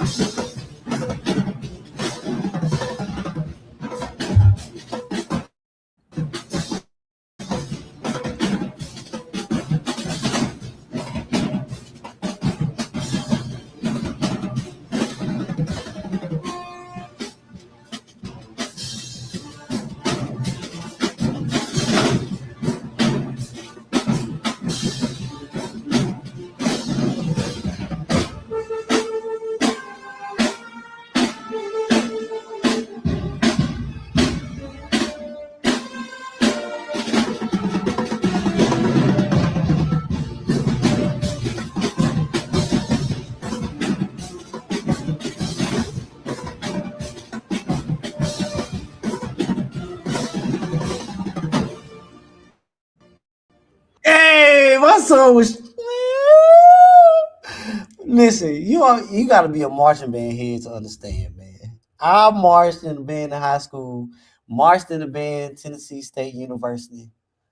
I didn't play drums. I played tuba. And guess what?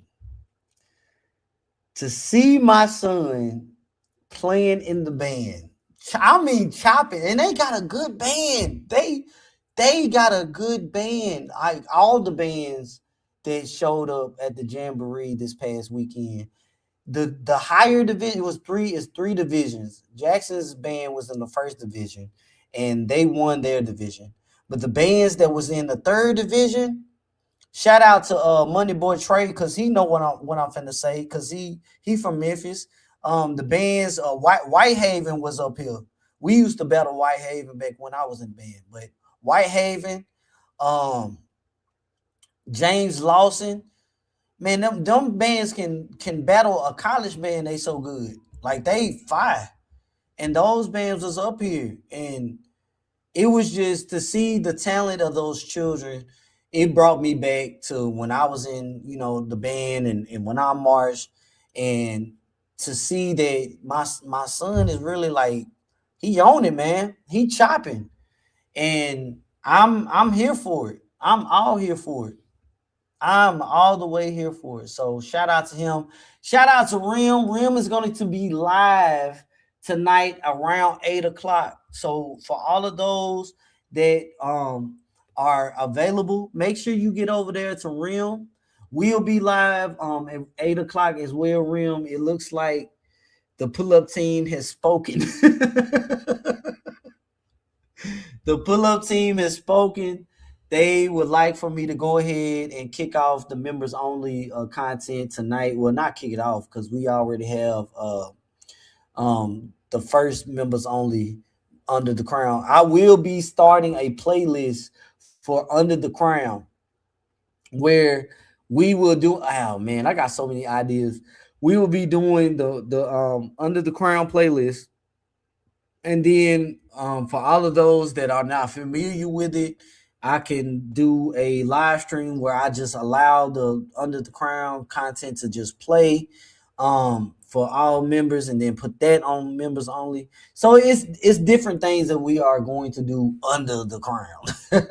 So tonight I'm finna close the poll. It's been open for 16 minutes. I think that's long enough. So out of 30 votes, should Under the Crown be is going to be starting tonight at 8:00 p.m. Central Standard Time, where we will watch the live stream that I did when I fired Anti Afro Svengalis. Okay. I've only fired 3 moderators, man. It was Anti Afro Svengali, Mona De Leon, and now Black Anonymous.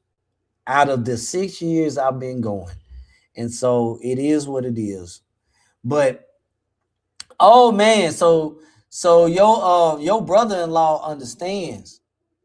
Brother-in-law was in band. We still watch different competition. Listen, I marched high stepping. Shout out to my core style, brothers and sisters. But I'm from high stepping territory. We high stepped. I mean, we stepped high.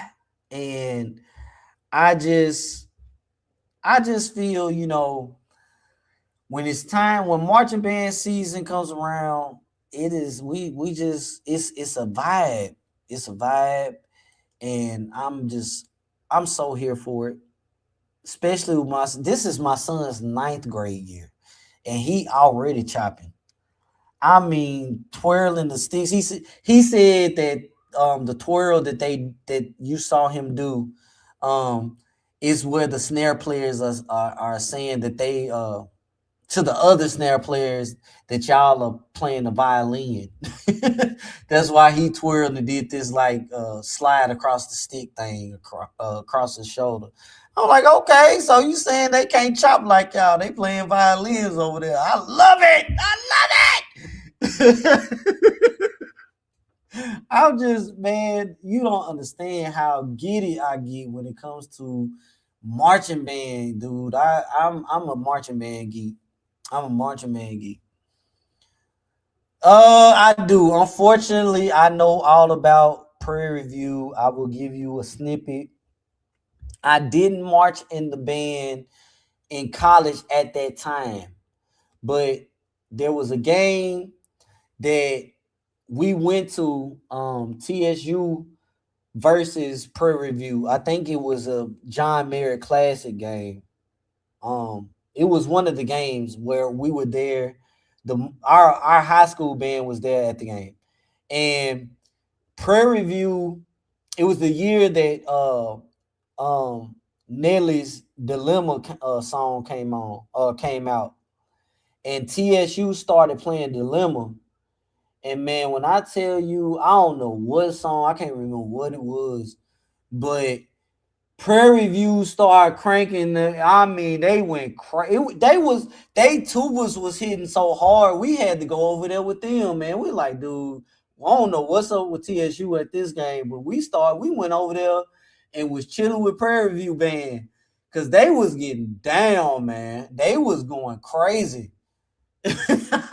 They was going crazy, but that was a game back in it was late 90s, early 2000s. I'll never forget that. Good stuff. Man, I got so many band camp stories.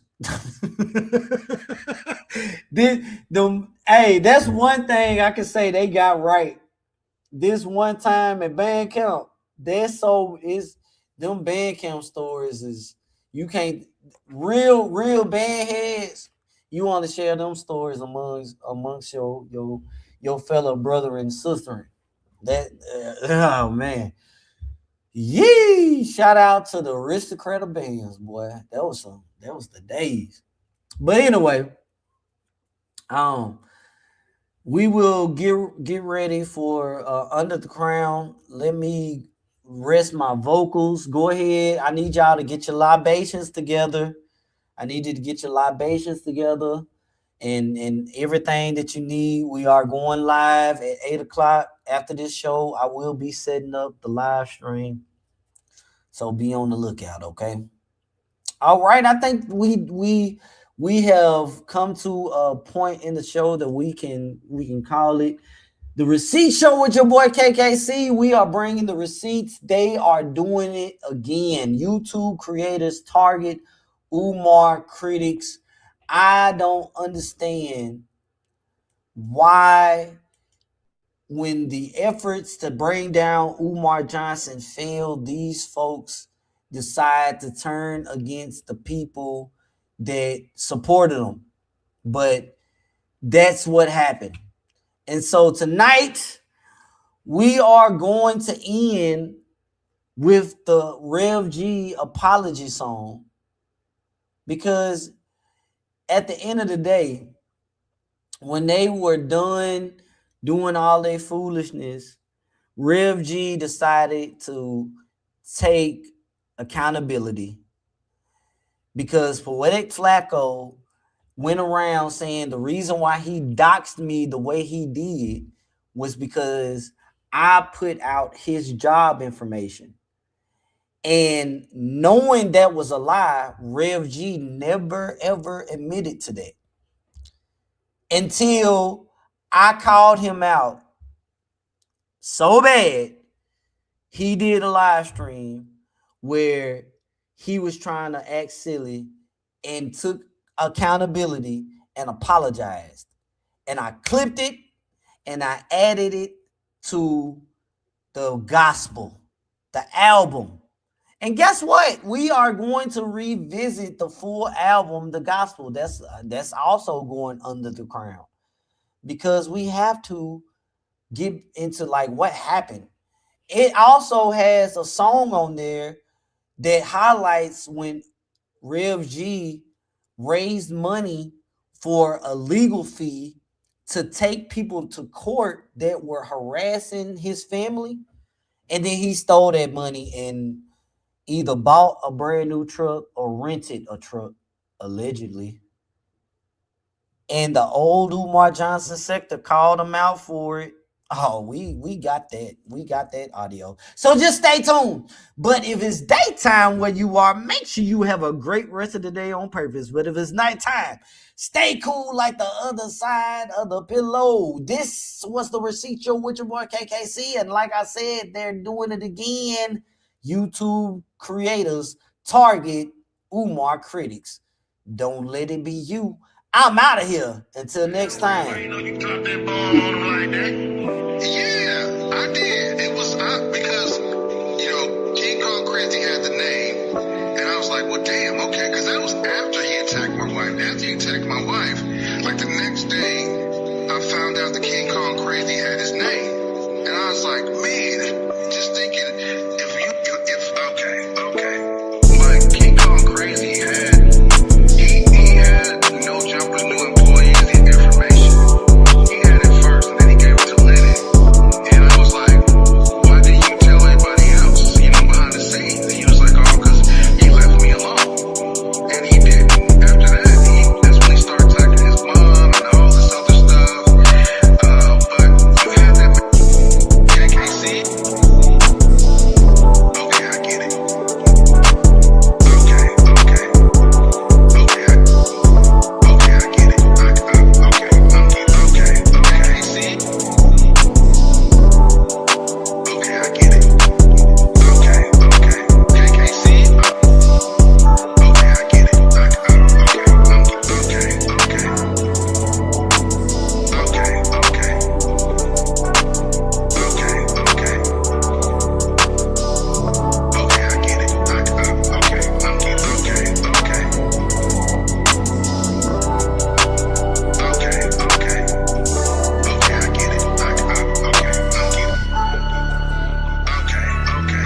Video, I was the one who